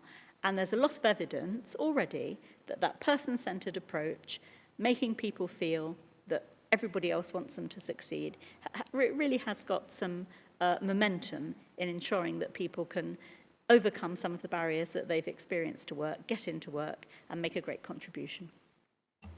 Thank you very, very much, Teresa. As you say, absolutely complementary to the previous item as well. Any questions or comments from colleagues? Before I come back to you, Teresa, just I'll raise 2 issues. Firstly, you mentioned the voluntary sector and the key role they're going to play on this, and I'd like to take this opportunity, because it's the last cabinet meeting before her retirement, to say a big thank you to Jane Howard for all the work she's done of being the voice for the 1,400 plus voluntary sector organisations as Chief Executive of MBA. She will be retiring soon. She leaves a really strong legacy, particularly seeing the voluntary sector through the period of COVID. So I know I can speak on behalf of all Cabinet members to say we wish her a very long and very happy retirement. On the aspirations, and again, I draw colleagues' attentions to paragraph 5.17. I think on a pretty good turnout, again, more than 300 responses, very clear support for the 4 aspirations. I guess in one sense, unsurprisingly, slightly, again, good numbers for all 4, but slightly less good numbers for the first aspiration, because that's talking about employers being good employers, whereas the other 3 are absolutely focused, literally people focused in the case of one of the 3. So, but again, very, very strong affirmation for this being the right approach and the right aspiration. So I think that gives me absolute confidence that the residents who took time to play their part in that consultation, very, very clear support for the aspirations, which we will be, I'm sure, supporting in just a moment or two. Teresa, back to you. Yeah, thank you, and thanks for those supportive comments. It's absolutely right that we need that buy-in from employers. And that's why one of the aspirations is building employer confidence. You know, because we want employers to understand that if they are prepared to take what might be a perceived risk on somebody, there's extra support there to make that step actually into the reality of a really good employee. And it's about, as well, being brave enough, actually, being brave enough to ignore the fact, or accommodate the fact anyway, that somebody hasn't worked for a long time, but that they've come to a position where they do want to work, they're prepared to take advantage of the support available to them, be honest about what they need, and join your workforce. And, you know, it's there but for the grace go all of us kind of aspiration for me. You know, illness, disability can strike any one of us at any time and come from all kinds of places. And for those of us who are in a position to accommodate people who have been through that kind of experience, there's a social and moral responsibility to make sure that somebody in that situation gets all the support that they need. You know, it isn't the case that those 22% of people have never worked. Many of them have worked before, but something has happened in their lives to prevent that from being something that they can sustain. So for lots of people, it's about returning. For some people, it's about starting off at all. And what the report is saying is that wherever you are on that journey, there's help and support available. Thank you very much. Teresa, are the recommendations agreed? Thank you very much. Let's move on to agenda item 11, Local Transport Plan, Consultation and Engagement Management Plan. Alex, over to you. Thanks, Vince. And I know that we do have a packed agenda, but if you'll indulge me for just a moment, I just want to highlight something which hasn't previously come to Cabinet, but which is ongoing right now, and that's the consultation on the pedestrian improvements to Rochester High Street, which is something that I am really pleased to see moving forward. I would urge people to contribute to that consultation, which runs until Sunday the 21st of September, and as part of that process, this Saturday between 10 and 3:30 p.m. on Rochester High Street on the Saturday, there will be a stall with officers and experts from the team who are undertaking this project for us, who will be able to answer questions that people might have about the project. Just to address some of the media we've had covering this already, it's fascinating to have your motives questioned in the comments section of a news article, and I can reassure all the tinfoil hat element who were talking about 15-minute cities and all sorts of strange conspiracy theories, that the policy-making process for this was no more complex than me saying to the appropriate officers, isn't Rochester High Street lovely on a Saturday with not so many vehicles? Could we do that on a Sunday as well? Then QED, this is the product of that. Conspiracy theorists, I'm sorry to disappoint you, but as with all of these projects, what's the fundamental goal? The fundamental goal is to make people's lives better. And if we can't make everyone's lives better at once, to work on something that delivers for the majority of people the majority of the time. So I just want to talk about that. It's obviously part of a transport plan. It's the oldest form of transport, perhaps, Shanks's pony, but it's a really important thing to mention at this point. In relation to the item on the agenda tonight, I'm just back from a bank holiday weekend in Manchester. And, you know, if you wanted to look at a place outside London which has a transport plan, you could do a lot worse than looking at what's happening in Manchester. That was a trip where I was able to park about 5 minutes from my hotel and not touch the car again until the end of my trip, where I then got in the car and drove all the way back to Rochester. That's because Manchester is somewhere with a fantastic Metro Mayor in Andy Burnham, who has really forcefully driven forward an agenda using powers which we still don't have yet in Medway. And let's not open the devolution can of worms on that. But it's one thing to have a plan, another thing to act on that plan. And what they call the B network in Manchester, absolutely fantastic, reliable buses that I was able to rely on a Sunday, multiple buses every hour, and even on a bank holiday Monday. So I think it's really important as we look to develop Medway's transport plan that, unlike the approach you might find from some parties and some individuals, this is not a sort of all our yesterday's trip about making things the way they used to be and going back to a transport system that might have worked for Medway 40, 50 or more years ago. It's about looking at what's possible elsewhere, what's working elsewhere, and I'm really confident that that's what this new local transport plan for Medway will do.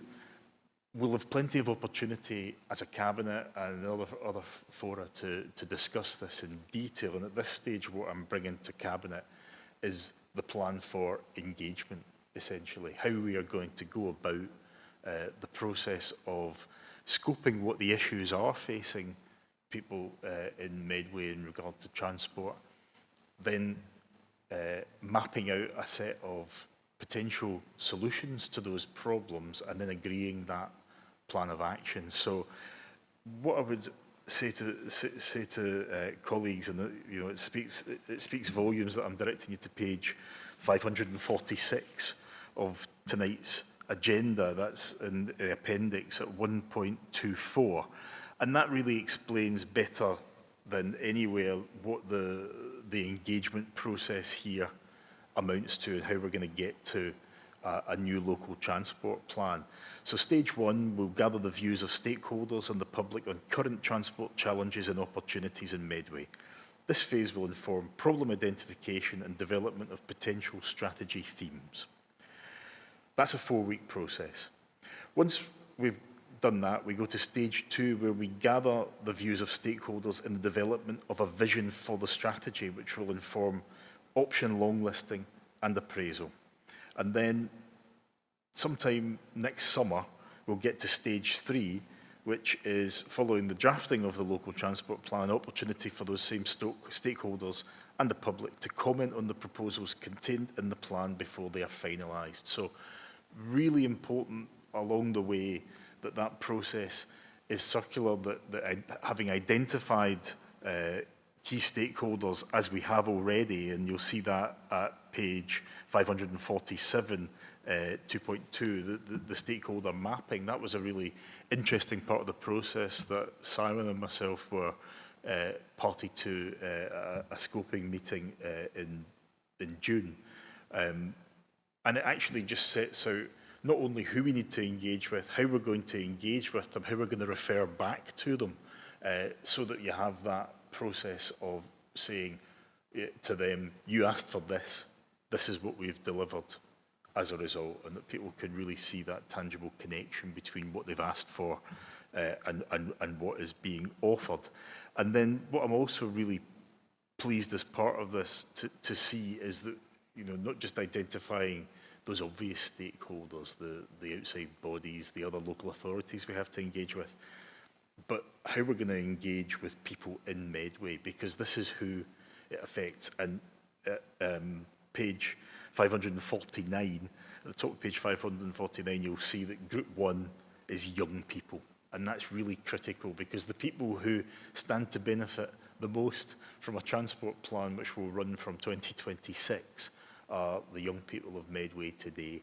And I'm really interested in how they view our transport plan. They must see fantastic opportunities being offered to young people in other parts of the United Kingdom, whether it's free bus travel for under 22s in Scotland or in London through the Oyster card, Zip card schemes.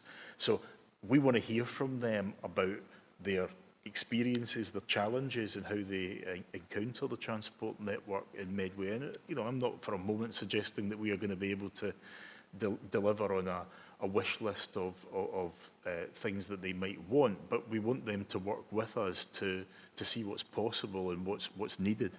And then those other groups will obviously meet with them through a stage of workshops, and then those workshops will be repeated at those other stages in the process, so that we are going back to them, not just to ask for problems, to ask for solutions, and then to engage with them on agreeing what those solutions might be.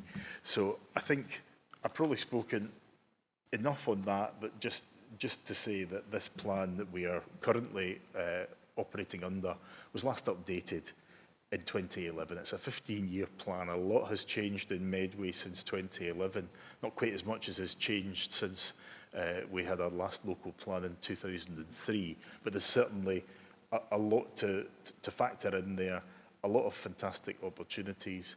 And so the starting point of getting the local transport plan right is to get the communications plan and the engagement plan right. So that's what we're agreeing tonight. We're not agreeing a local transport plan. We're agreeing how we're going to go about doing that. Getting that right at the start will deliver the best results further down the line. So I'll open up to colleagues. Thank you very much indeed, Alex. I'll take Simon first, then Teresa. Yeah, thanks very much, Vanessa, and thank you, Alex, for that summary of the work, and a huge thanks to yourself and to the team for getting us to this stage. I mean, where to begin with local transport in terms of how important this is from so many different angles. I just want to pick up the comment about the high street, though. I would suggest, say, as someone who's involved in setting up the community market there, the craft market, and the many years ago, it was always felt that Sunday would have been a better day to have the market, and we couldn't because it was too complicated. So to see the consultation coming forward, and that is very welcome now after all these years, so it's good to see. But just in terms of the local transport plan, obviously, as Alex mentioned, we've now got our draft local plan out, and within the context of the local plan, 24,500 homes will be built. Businesses are going to be expanding. We're already seeing new businesses moving into Medway, and we're seeing we will see a significant expansion. So we're becoming we're a growing community, both sort of physically growing in terms of population size as well and stuff like that. And the estimates are around about, by the time we get to the end of the local plan period in 2041, we'll have another 50,000 cars in Medway. How we're going to fit them all in, heaven only knows. We need this. Is so key to the whole approach to how we deal with our local plan, but it's also key to how we deal with our economy.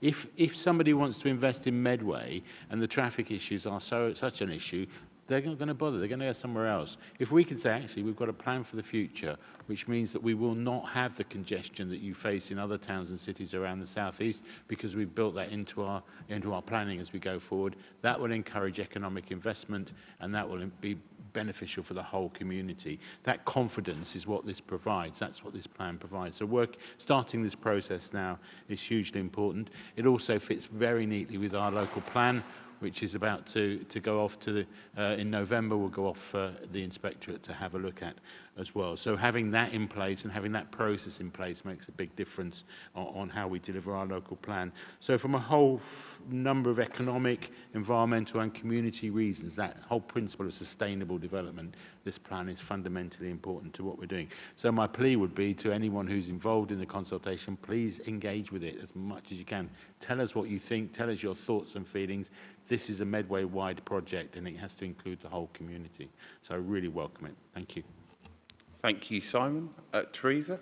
Yeah, thank you very much, Alex, for this. And I think one of the things I like about the plan, you mentioned Shanks's pony at the beginning, an expression I've often used but never really understood. It just means walking.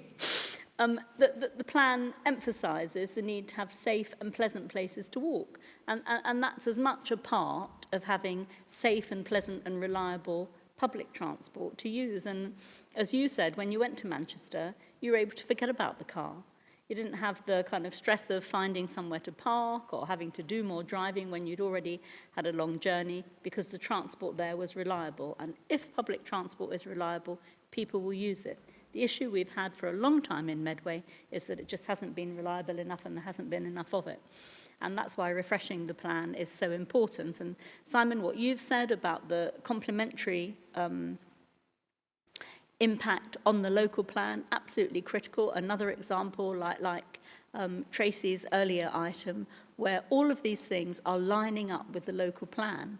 And I would say to naysayers out there, including members of the council, who have attempted to pretend for their own ends that there isn't a transport plan in place, all of this work is going on.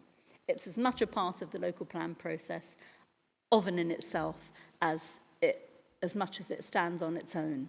And those things will be laid before the inspector and show our commitment to making sure that in the future, with a new and growing population, and remember, a lot of the growth in the population is of people who are already here, who are living longer, and we hope living well. And one of the aspects of living well is being able to rely on decent public transport to get you about the place. I'd also say on Rochester, great to hear. Thank you very much to officers and experts who are going to be in the High Street on Saturday. There's a lot going on in Medway this Saturday. Super Saturday in Chatham, Super Saturday in Rochester in a different way, the Sticks and Stones Festival, loads of things to end the summer period for people to get involved in. But like Simon, anybody who's got an opinion about this, the opportunity is there. Please come along and tell us what you think. Rochester is a lovely place on Saturday. It makes a huge difference. So many people have said that to me over the summer, visiting for different reasons.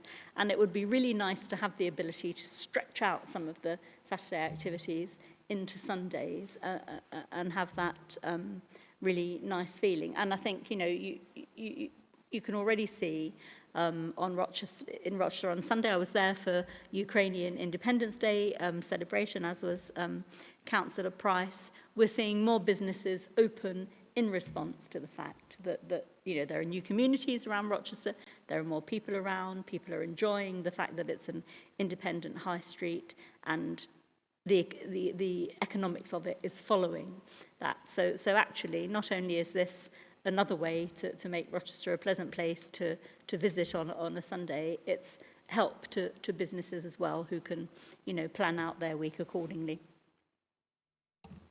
Thank you, Teresa. Nina, please. Thanks, Alex, for this work, as well as the officers who've presented the report. As you've said, this is long overdue, and you know, much needed review is coming our way. And the bus service, if we want a cleaner, greener Medway, if we want to drop the cars and get the public transport, then there needs to be a reliable service that we can look forward to, and something that is consistent. So what I really like about this proposal is that you are welcoming not just lived experiences from all sections of society, but also the emphasis on the needs basis as well as evidence base for why we need this review. And I think a lot of thought has gone into it before this proposal has been presented to us. And I totally agree with you as well. Like, you know, if we are looking at the local plan being implemented, and, you know, with some areas that might see growth in population, the current bus service may need to be reviewed so that those pockets of new developments are also benefiting from the bus service, a consistent, reliable bus service at that. So I would really welcome this report. Thank you. Thank you, Nina. Before I come back to Alex, I think I've been a councillor nearly 18 and a half years now. Blimey, time flies. And every single time, without fail, whether it's child-friendly Medway, city halls, whether it is, for those who can remember, National Citizen Service, and myself and the late Mike O'Brien would do a question time event, going into individual schools, meeting with Medway Youth Council, Medway Youth Parliament. Every single time, they will have a view on public transport. Different aspects, different times. Often, why can't we have one joined up ticket for trains and buses? Often, why can't we have what either the rest of Kent or London has? So I have no doubt, my biggest concern for the Group 1 online session is finding a Teams room big enough, because I think you will have a lot of people, young people will be sharing their views on that, quite rightfully, and I look forward to hearing from them. Equally, that second group, and I'm really pleased to see we're having that second group with a specific set of conversations, you know, particularly around those who, at the moment, perhaps a public transport offer. And in that, I include taxis as well. Actually, I think they're a key element to this. You know, does the overall Medway local transport offer meet the needs of those protected characteristic groups and community groups? I suspect we'll hear probably not in some cases, but asking the questions most important. So I think having this plan in place is really important. I'm sure our local media outlets will help promote these as well. It's a really important aspect of our daily life. And two final points before I come back to you. On Rochester, absolutely I'd encourage people to go and have those conversations on Saturday if they're around, or indeed access the online information to play their part. That consultation will be important. I've had people in the past say, why is it Saturday, not Sunday? So I suspect we'll see some of that as we go forward. And then just finally, I will just creak the jar open ever so slightly on devolution. We talked right at the start of this around our maps for local government reorganisation, and that's a really important process in itself. The main reason that's important in a number of cases is around actually our ability to have a mayoral combined authority who would have the powers to deliver some of the public transport outcomes that the residents of Medway and the wider region of Kent deserve.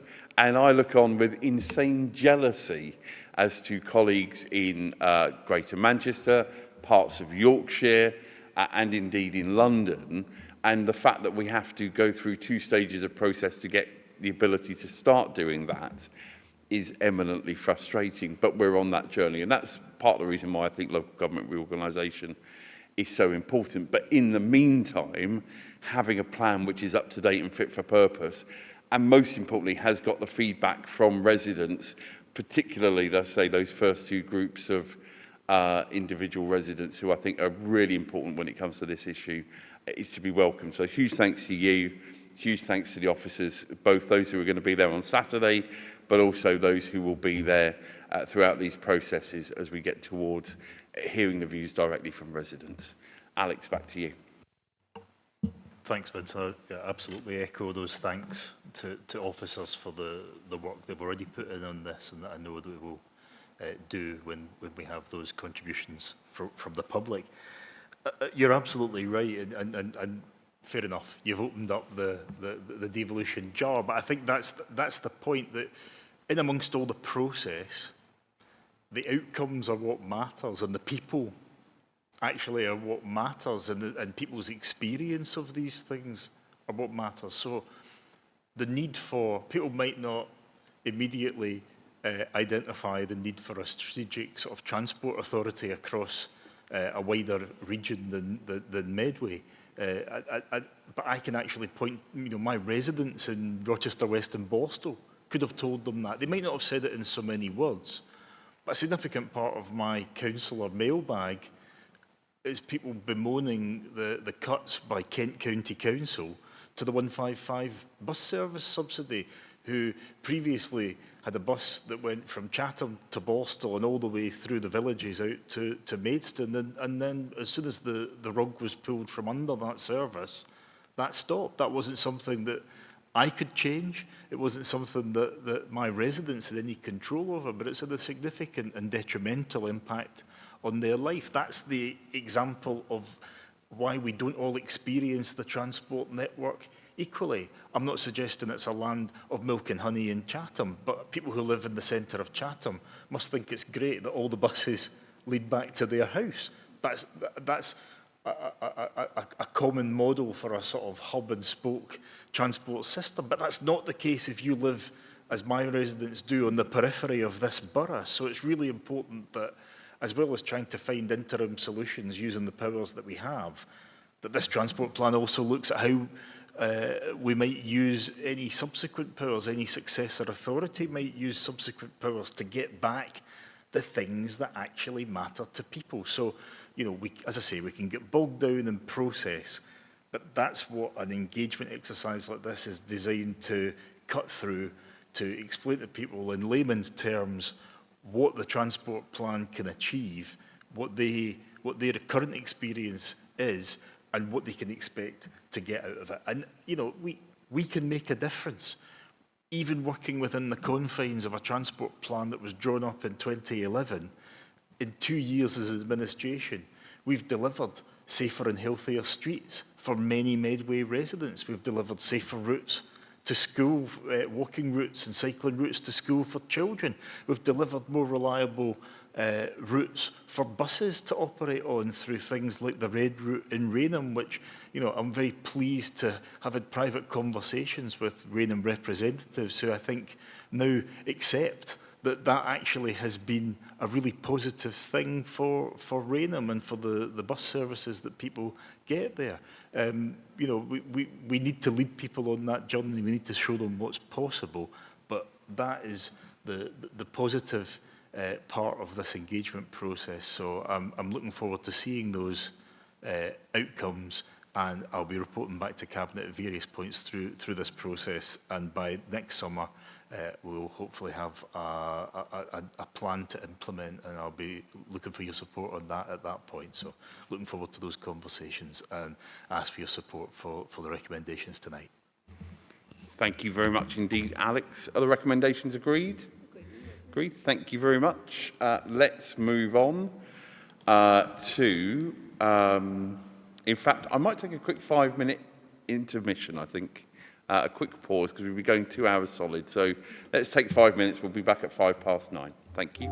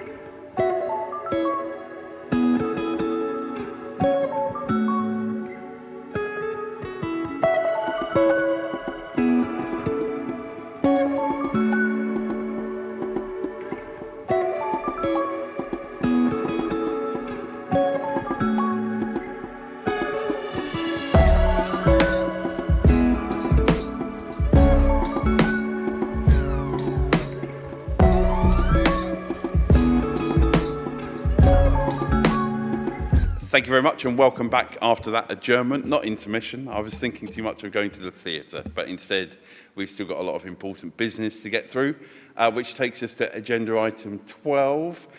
Simon, over to you with the Climate Change Action Plan 25 to 28.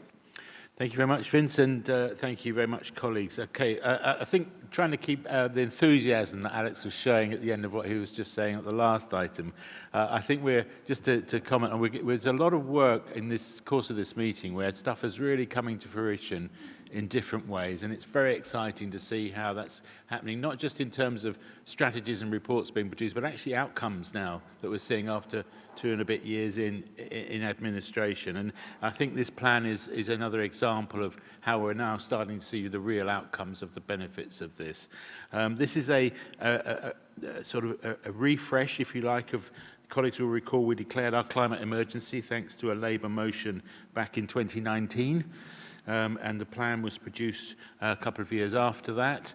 This is now the third iteration of this plan, and it's probably the most extensive and comprehensive one of those, if you like, and it covers a huge amount of ground. And I think, just to read the first paragraph there, the vision of the proposed Climate Change Action Plan aligns with our One Medway Council Plan priority of enjoying clean, green, safe and connected communities. I mean, that's where we have now embedded our climate work in the future of the Medway Council in so many ways, and it's at the heart of our plan going forward. And if I just sort of quickly refer colleagues to page 599 of our cabinet papers, where with a list of related strategies and how this fits in is given as a comprehensive list of the other work that the council is doing across the board, whether it's transport or whether it's children's care or housing, whatever it is. This plan is now embedded in all that work, alongside a list of stakeholders who are also engaged in this as well, and that's a wide range, not just of what's happening internally with our work, but also in the wider community. So that's really where this plan sits now, and so the request is that colleagues will approve the refreshed plan this evening. But as an additional point in, and I'll come to that in a bit more detail, the third recommendation is around this new net zero, UK City Net Zero Declaration, and I'll get to that in a moment. So what basically our climate action plan does, it identifies 2 areas of work really. One is how we as an authority, how we as an organisation reduce our impact on the climate, primarily through trying to achieving net zero by 2050 and hopefully before then. I mean, that's really the dream, if you like. And then as well as doing it ourselves internally, and you can see on paragraph 4.7 on page 559, we are on that journey now. We are achieving targets. We have reduced our carbon footprint considerably since the start of this process, and that will continue. A good example would be the purchase of the new waste vehicles, which are significantly less polluting and less carbon intensive, if you like, than anything that went before. And there's a whole suite of other examples that I can refer to of how, not just with the encouragement of our fantastic climate team who have been working hard on this for a long time, I'll get to that bit as well later. It's also about how across the board, and without any sort of picking out anyone in particular, there is engagement from all parts of our counselling teams, if you like, in this process. Everybody's signing up to it. Everybody believes this is something we should do, and we've seen that fantastic response from across all the council teams in how important this is. So that's our internal process, and that's what this plan addresses. But there's also the external process, and there's 2 parts to that, if you like.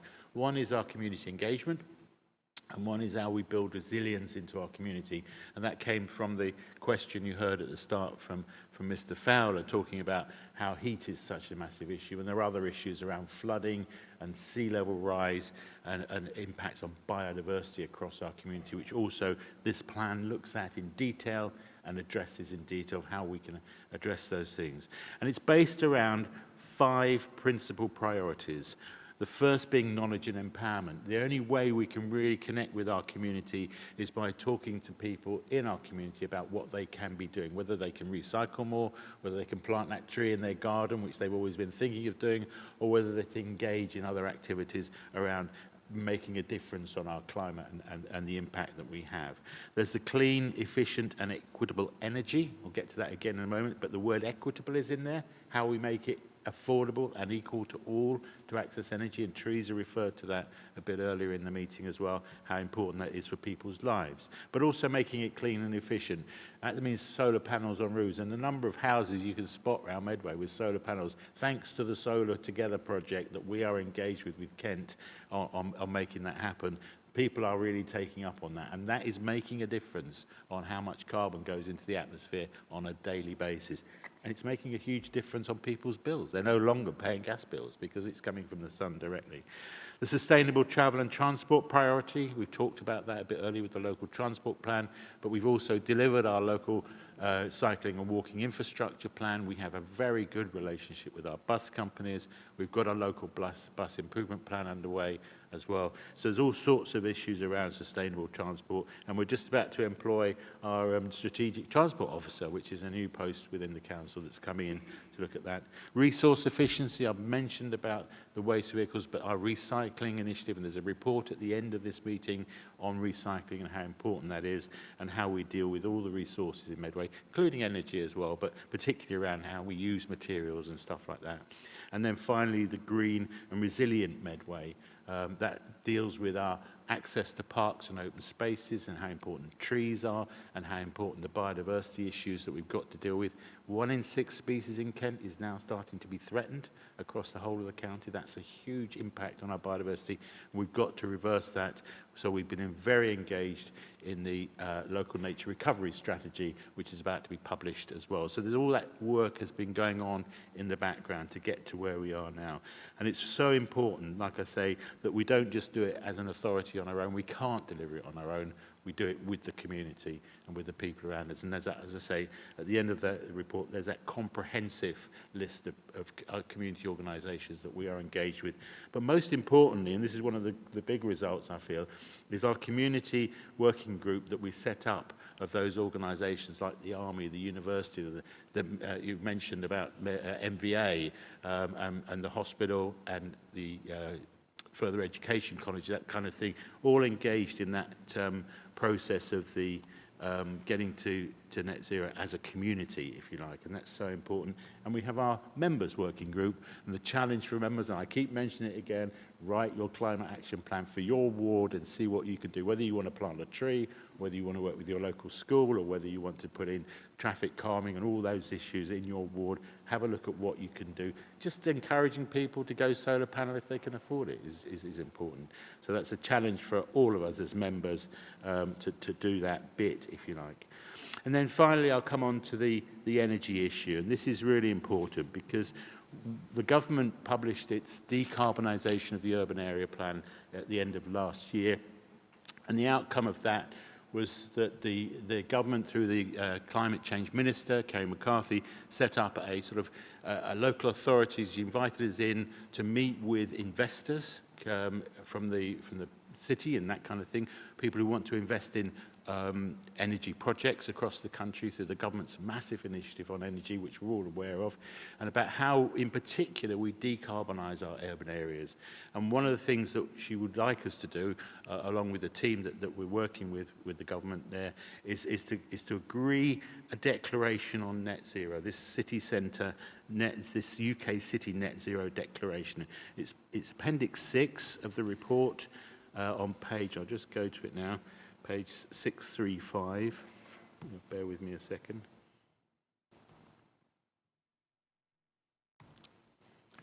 And I'll just read the first paragraph of that about how this important partnership. Often when you're working at a local level, it's very difficult to say, well, what difference am I making? And actually, when you talk to your neighbouring authorities and you find actually they're doing exactly what you are, and then you talk to businesses and industry across the country and you find out they're doing exactly, suddenly the equation adds up of how the UK is actually now heading quite quickly towards net zero. Already, we've stopped using coal. We've stopped using oil to a large extent in our power stations. We're heading rapidly towards having our sort of all the energy of the UK supplied, and the UK energy company that's being set up will deliver this without any carbon impact. We're on that journey, and we're only one of the tiny cogs in the wheel of that machine to drive that forward. So we're committing, this is what the first paragraph of the declaration says, hopefully you've all had a chance to read it. We commit to work with public and private organisations, creating strategic partnerships that will deliver a transformational programme of green growth, bringing billions of pounds of investment to the UK economy. That's fundamentally important. This is attracting a huge amount of inward investment. And both Harinder and myself have already talked about this. We've got a meeting set up with somebody from the government team working on this in order to take that inward investment aspect forward as well. So we've got, it works across the whole of Medway's economy to sign up to this UK CityNet declaration. So that's the third recommendation for tonight's meeting, is that we ask Vince to sign that declaration, and then we can send it off to the government showing our support. So I'll stop there, and thank you very much, and welcome any comments. Thank you very much indeed, Simon. Several hands. I'll take Teresa first, then Alex, then Zoe. Thank you, Simon, and to the whole team for this incredibly comprehensive but very important report. I'm pleased that it's coming to the Health and Wellbeing Board next week, and we'll be very interested there, thinking about the contribution that we can make, particularly in terms of improving people's health. And as you say, there are things that are already happening that are making positive changes that are sustainable into the future, and that's absolutely critical. I just wanted to share with you two opportunities I had today to talk about the plan. One was as a partner governor at the hospital. We had the governing body this afternoon. The hospital have had a grant from the government to replace all of their windows and to start to decarbonise their site. Now, that might seem a small thing in terms of all the challenges that the health service still faces, but actually it's a huge thing. First of all, it's about keeping a healthy ambient temperature within the hospital. It's about not wasting fuel. It's about being able to have a real grip on the energy efficiency of the site. And, you know, once that was sort of explained to governors, it was very welcome. Welcomed by staff, welcomed by governors, will be welcomed by patients. And I was able to emphasise the way that that joins up with everything that we're trying to do for the area. And then earlier in the day, when we had our Marmot Advisory Board meeting, we were able to tell Sir Michael that we've actually got this hugely comprehensive climate action plan. And he was very impressed. You know, he is somebody who will speak truth to power. He was very impressed with that. He said, you know, the relationship between tackling poverty and recognising the impact that climate change has on the poorest people is incredibly important. It was really nice to share with him all of the things that we're being able to do. So there's our plan, reaching out into a wider arena with somebody who's got national and international recognition and can see how well that you and all of the team have done on this.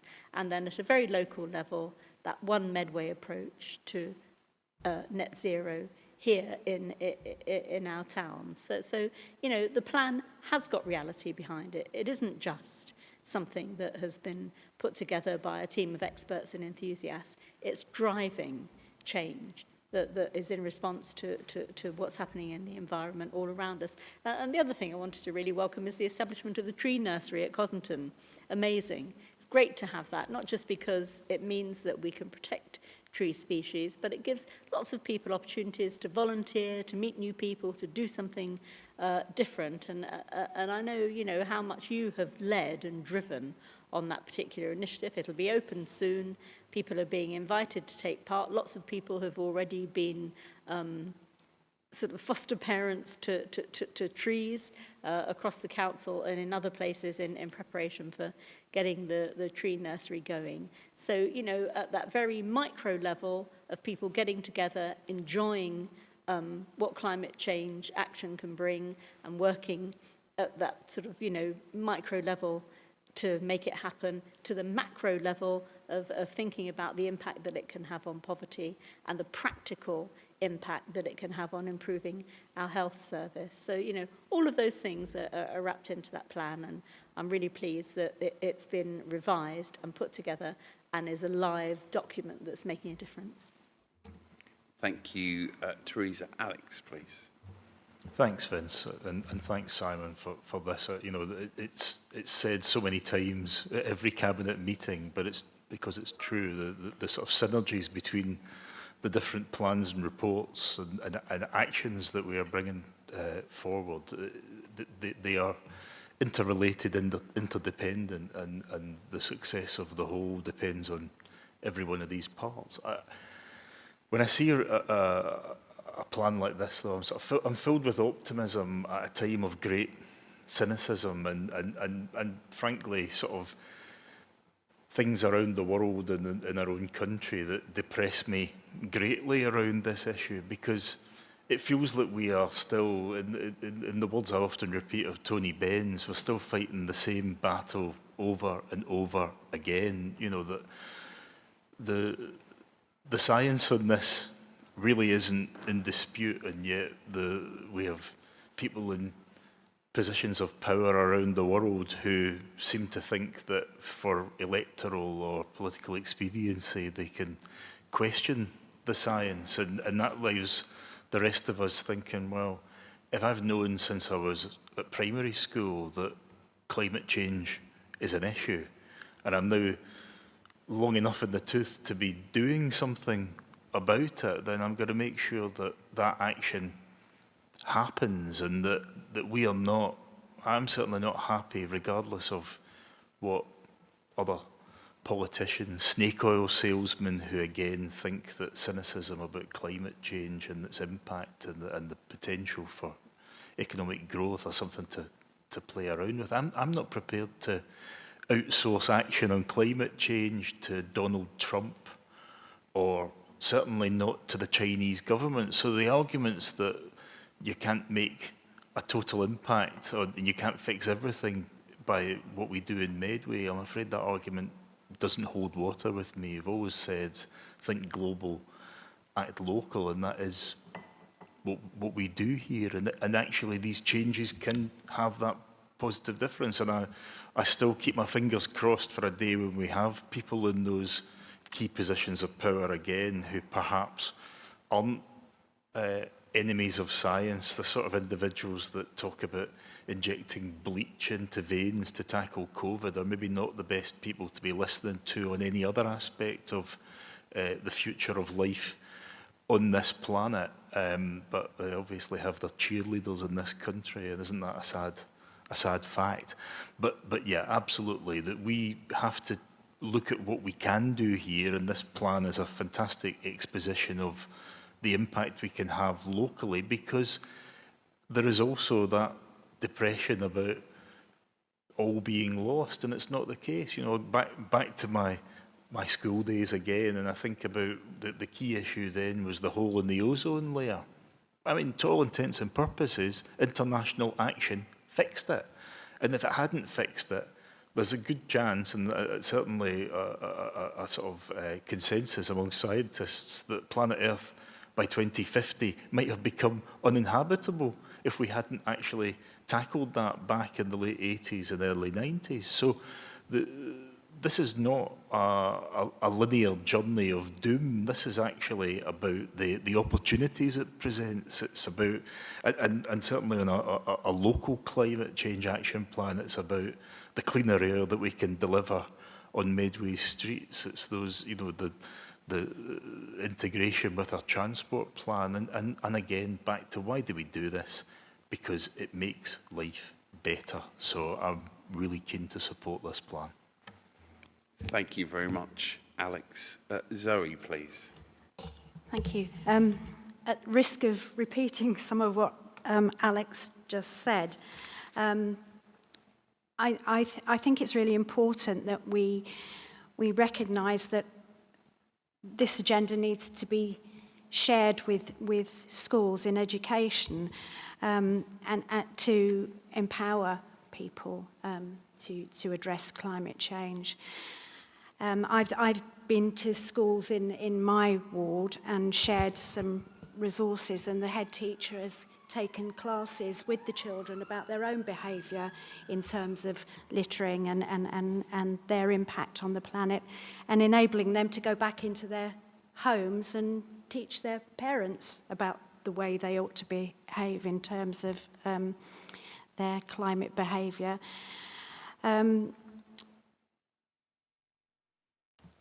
So I do think, to some extent, it starts in schools, and climate change is the legacy of those children in the schools. They are the people that are going to suffer most as a consequence of not addressing the problem. So I do think that message needs to be spread in schools, and to help schools and provide them with the resources that they can take back into their homes and talk to their parents about.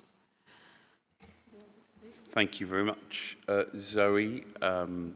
Excellent contributions from Cabinet colleagues. Before I go to Simon to close the item, yeah, we're not talking about CFCs anymore, are we? Blimey. And that just shows if there's a worldwide effort, things can change and things can be fixed. And talking about that effort, I'm really proud that every piece of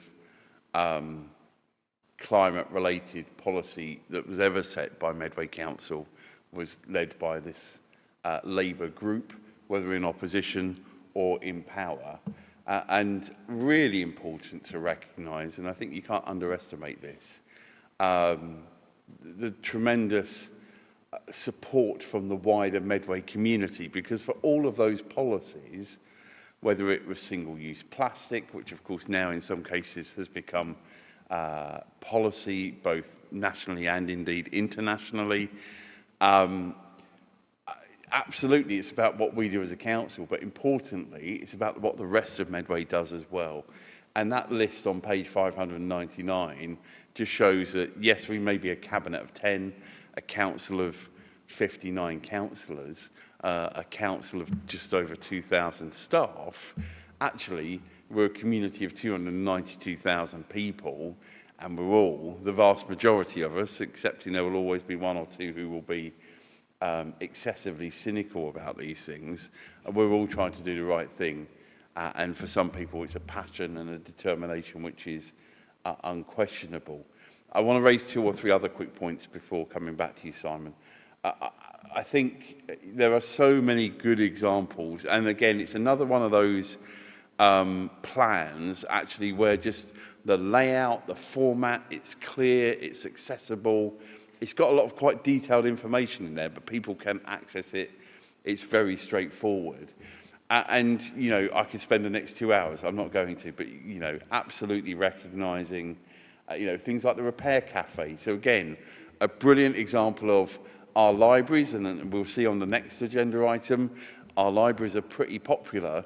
And part of the reason for that, actually, is because of the wider stuff, including the repair cafes, which have been happening at the libraries as well. Recognising that actually the important role of business and the private sector playing in this, again, recognising that fantastic event we held at the Corn Exchange, you know, a Green Business Summit, and there's no other council doing anything like that as far as I'm aware, so really proud of that. And what can sometimes feel a bit of a boring technical piece of a report, actually the DIA for this, the Diversity Impact Assessment, that shows that actually this plan is making positive interventions for a number of protected characteristics. By having this plan, life will be better and hopefully more equal for more people who live in Medway who have got, you know, those specific protected characteristics. So again, I won't always take colleagues to the DIA reports, but on this one, it's definitely worth a look at. And then finally, I will be delighted to sign, along with a number of other UK cities, this very clear pledge. And I think it sends a powerful message to our friends in the House of Lords, in the House of Commons, in local government, across the region of Kent and elsewhere. We take this seriously because it's the right thing to do for the environment, but actually it's the right thing to do for Medway, and therefore I'll be very happy to support this. And Simon, let me finish by saying your personal dedication and commitment. You've had a lot going on these last few months, a small matter of the local plan and anything else. Anybody who knows you individually, personally, from council officers to councillors in other councils to residents, your passion and determination to deliver this plan in a way which will have a positive impact for generations to come is unquestionable, and I'm incredibly proud of the work that you do every single day in this area for the community of Medway. So thank you for what you do, and I know you will be the first to say it's a team effort, but teams need leaders, and on this you are a leader. Simon, back to you. Thank you very much, Vince. Thank you, colleagues. Thank you for the kind words. And I would say it is a team effort. And I've heard similar stories from colleagues around the table about how much dedication they throw into their areas of work as well. So this isn't just, as I say, we are a good team. A team of 25, a team of 2,000, really, in that respect. I just wanted to pick up on a couple of little things. One of my favourite programmes is a very short radio programme called Just One Thing, I think it's called. It's on the radio. You listen to it, and you hear about one thing you can do to improve your health and well-being in your life and stuff like that. But every tree counts, just one thing. A tree planted, if it's an oak tree in particular, attracts thousands of insects. So suddenly, if you plant a tree, biodiversity goes up. Simple as that. They start breeding in the tree, and up goes the biodiversity. Drive less and walk more. I mean, that makes a difference to air pollution and congestion and the economy and your own personal health. So just pick up little messages, just one thing like that. Plastic milk bottles. I learned not long ago, talking to Veolia, who currently deliver our recycling services, that the lifespan of a milk bottle from the supermarket to the recycling bin, back to the recycling centre where it's recycled and turns up back on the shelf is 2 weeks. Who knew that? Yeah. So by recycling a milk bottle, as long as you rinse it out first and send it through the system, it's back within 2 weeks on the shelf in a supermarket. We can all do that. It's not easy. It's not difficult, is it? Just do that. Instead of throwing it in the black sack, which so many people still do, put it in the white sack, and then off it goes to be recycled. So just one small thing actually makes a massive difference. And going back to our declaration, we're committing to work with public and private organisations. We're committing to work in partnership. We can do it as individuals as well as organisations. And this declaration goes off to New York Climate Week, so it puts Medway up on the map, up in global terms as well. So it's all important stuff. And my final comment is a huge thanks to the team. Under the leadership they've had from everybody in the council, but the team themselves have had a huge amount of the amount of work they put into getting to where we are with it, not only in producing this new refreshed plan, which is, like I say, the most comprehensive we've had, but also what they've achieved over the last few years now that they've been working on this has been brilliant, and we are seeing the results of it. I mentioned about the fact that Medway Council's carbon footprint has gone down significantly. That's a result of the hard work put in by the officers behind this and the staff across the whole council. So we are getting there. It's a journey. We'll get there hopefully by 2050 and hopefully before, but we will reach net zero. So thank you very much. Thank you very much, Simon. Are the recommendations agreed? Thank you. Let's then move on to the next item, which is the One Medway Council Plan Q1 Performance Monitoring and Risk Register Review. I'll move the recommendations as laid out on page 637. As you would expect with Q1, there are some areas where, of course, we take the evidence on a wider period than just a single quarter, so it's not perhaps as full as the last time we received this for Q4 of the previous year. I want to thank officers. Actually, I think and it's not unique to this report, but as this falls within my portfolio, the overall plan, the narrative amongst each item is now much clearer. So for those residents, other politicians, the media, whoever, understanding where we're doing well, and we should always be proud of that, but importantly, where we need to make further improvements. I think you can see a strong narrative to explain perhaps where we are on issues. For example, we know that some of the evidence is in a tricky place because of a data incident outside of our personal control. So again, I think for those residents, and lots of residents won't read this because they're getting on with their daily lives, but for those residents and others who do take an interest in the One Medway Council plan, I think it's more accessible than ever before. I'll pause there because colleagues may wish to highlight, indeed, where things are going well, where things need further improvement. There's a lot of good examples of that within this report.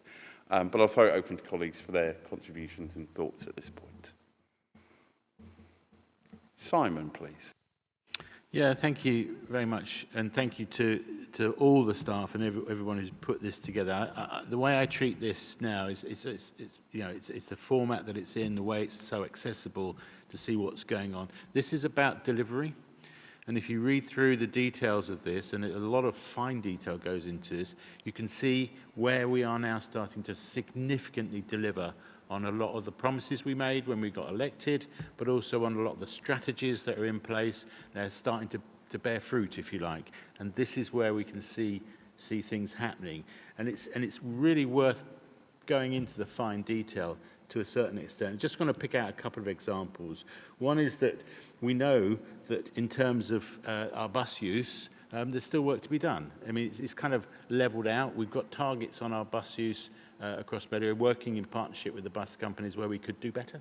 And we are going to, and the local transport plan will help with that and stuff like that. So we know, but it's always going to be a work in process. We've got a target within the Climate Action Plan of 9 million people by 2028 using buses. I think it's around about 7.5 at the moment, journeys involved. It's a long way to go, but we feel we can get there. But on another issue in relation to my area is the fact that we now recycle all our road repair material. That's in here, the details there. We've achieved, that was something we wanted to do, and we've achieved it, and it's measured in here, and you can see the outcome. So this is an incredibly valuable record now for us to keep track, and that's what it's for, that's its purpose, keep track of what we're doing and how we're getting there, and the outcomes that we want to get to. So I really, really appreciate everything that's gone into producing it. Thank you, Simon. Teresa. I think one of the things that, I endorse everything that Simon's just said, but the encapsulation of everything that's going on as One Medway, for me, it's become a useful reference document now. You know, if something happens that I want to achieve within the division, I can go back to this and think about the connections across the council that are going to help us deliver whatever it is that we're thinking about. And I think that staff have grown accustomed now to doing the same thing. You know, thinking about what else might be happening before we take a step. I've certainly seen that through the health determinants research collaboration. It's driven the way that we've been framing the research that we can do. And the sort of commitment now that is very obvious and very tangible to being One Medway and making those links across the council in everything that we do, I think is very noticeable. And the existence of the plan itself isn't the only thing. It's been about culture and willingness and commitment and professional drive by all of our staff and the cabinet and the other councillors as well, to believing that that One Medway approach is something that can actually be seen to work and help us to achieve our aspirations. And I think from the outside looking in, you know, when I'm asked a question, and I was today, I'm able to say, you know, the question I was asked was, who else should be part of what we were doing on the Marmot Advisory Group? And, you know, the reason that I could answer that question very readily is because of the existence of documents like this. So, you know, I really think if you've got a plan that is a usable document that people refer to, then it's the right plan.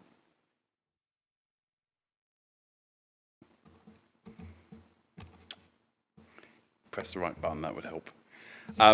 Thank you, colleagues. I can't see anybody else. So just to reference, because I didn't reference it in my opening remarks, but just the risk register, which is an important element of this as well. Of course, there is a new risk on there, which is devolution and local government reform and reorganisation.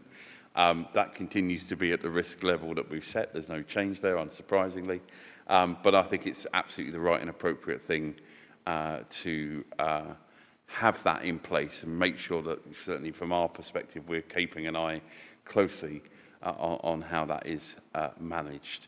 I remember other cabinet meetings historically, long before we were here, where reports of this nature just became a back-patting exercise for 20 minutes. That's not what we do here.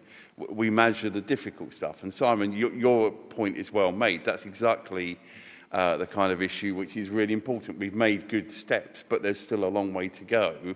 And, you know, I'm sure we'll hear that in the sessions that Alex talked about in his previous item. So, yeah, look, we will be proud when things are going well, but we'll be open and honest when things need to be improved.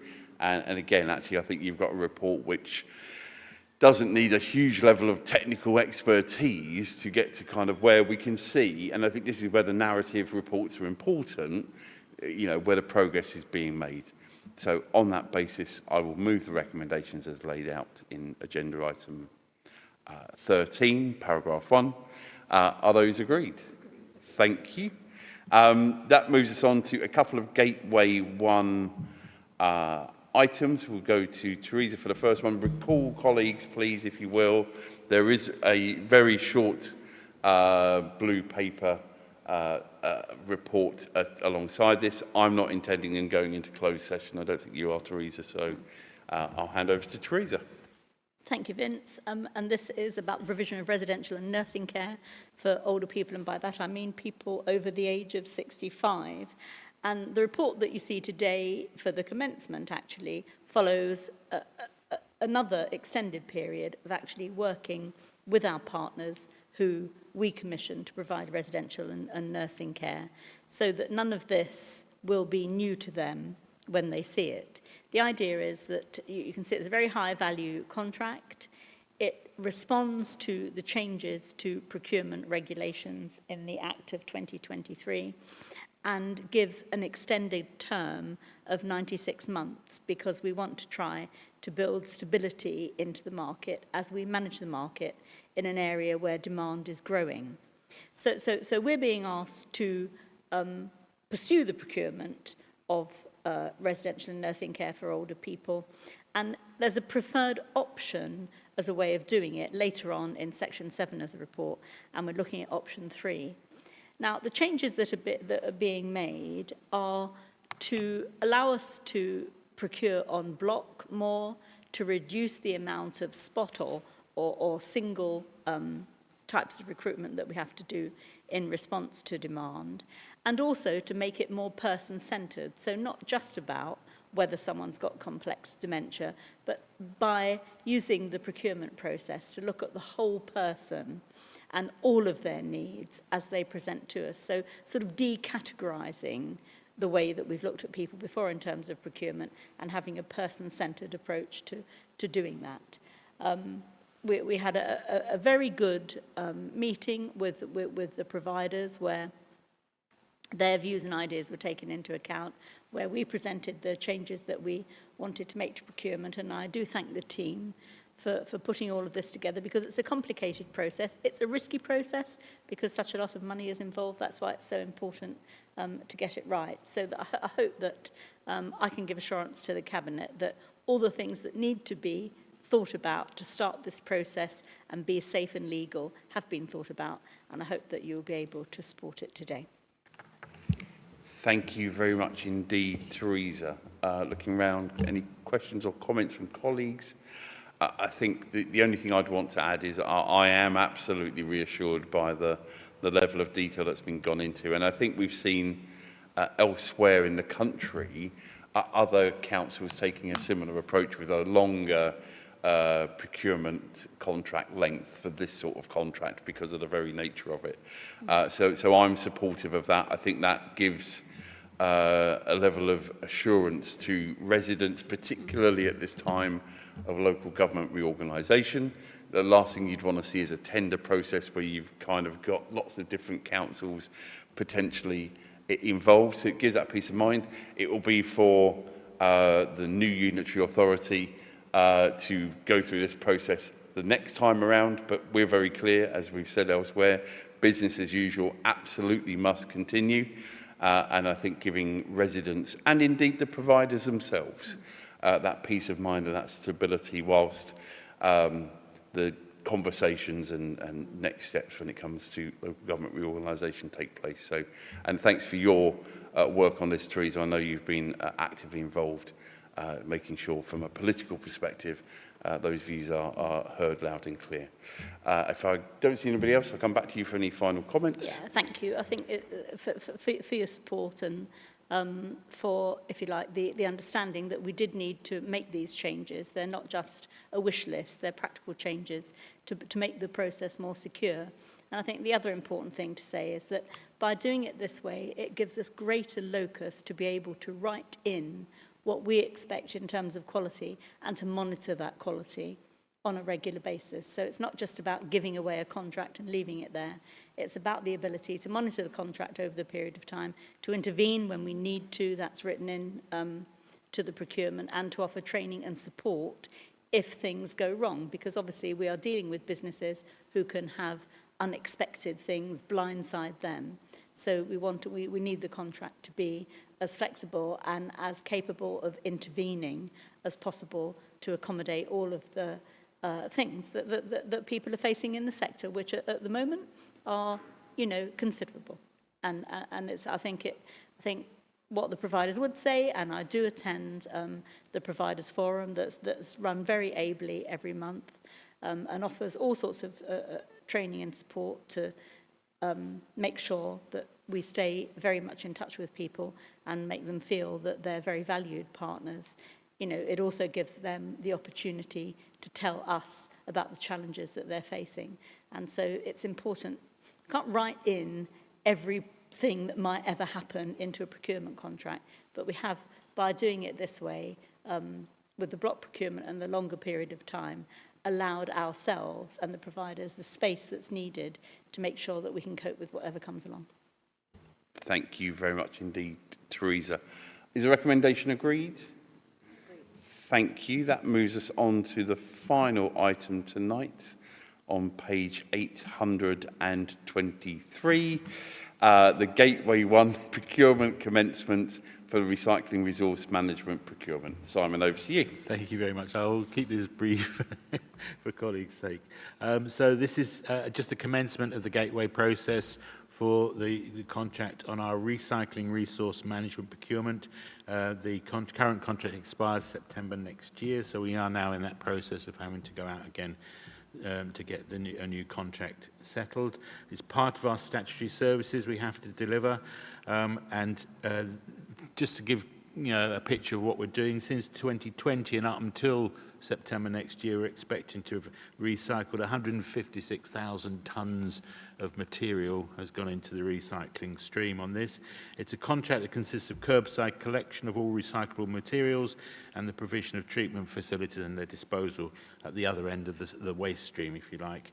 And it's a 3-year contract with options to extend, and that will take us into the local government review period where we will be joining up with waste services on whichever authorities we end up merging with at that time. Just wanted to draw colleagues' attention to paragraph 6.2.8 on page 826 of the report, which mentions the emissions trading scheme. Now, this is a system that comes into effect in 2028 when we will be charged, or through the process of charging, or carbon charging that goes on, anything that ends up in incineration and waste-to-energy plants generates a carbon charge because of the impact of carbon on the atmosphere that this incineration process generates. And that means a significant amount of money that the council will have to pay if we don't get our act together and sort out how much we send to recycling and through recycling as we possibly can between now and then. And that's part of the basis for our need for that waste strategy, got it, coming out late. The waste strategy that we're producing is partly dealing with that issue around the emission trading scheme. So it's really important that we get this right, and this is the start of this process. So recommendation is for option 8 in paragraph 7.8.9 of the report as laid out. Thank you very much, Simon. And similarly to the last report, from my perspective, really pleased to see explicit recognition of LGR in there. I think that's important. And I suspect as we move through the next 12 to 18 months, particularly with Gateway 1 processes, I suspect we'll see that for every one of those, because that's the right and responsible thing to do. Any other questions or comments for Simon on that report? No, Simon, anything else you wish to add? Just a big thanks to the officers and the team who put all this together. Thank you. Thank you very much. Is the recommendation agreed? Agreed. Thank you. And that concludes tonight's Cabinet meeting. Have a good rest of your evening. Thank you.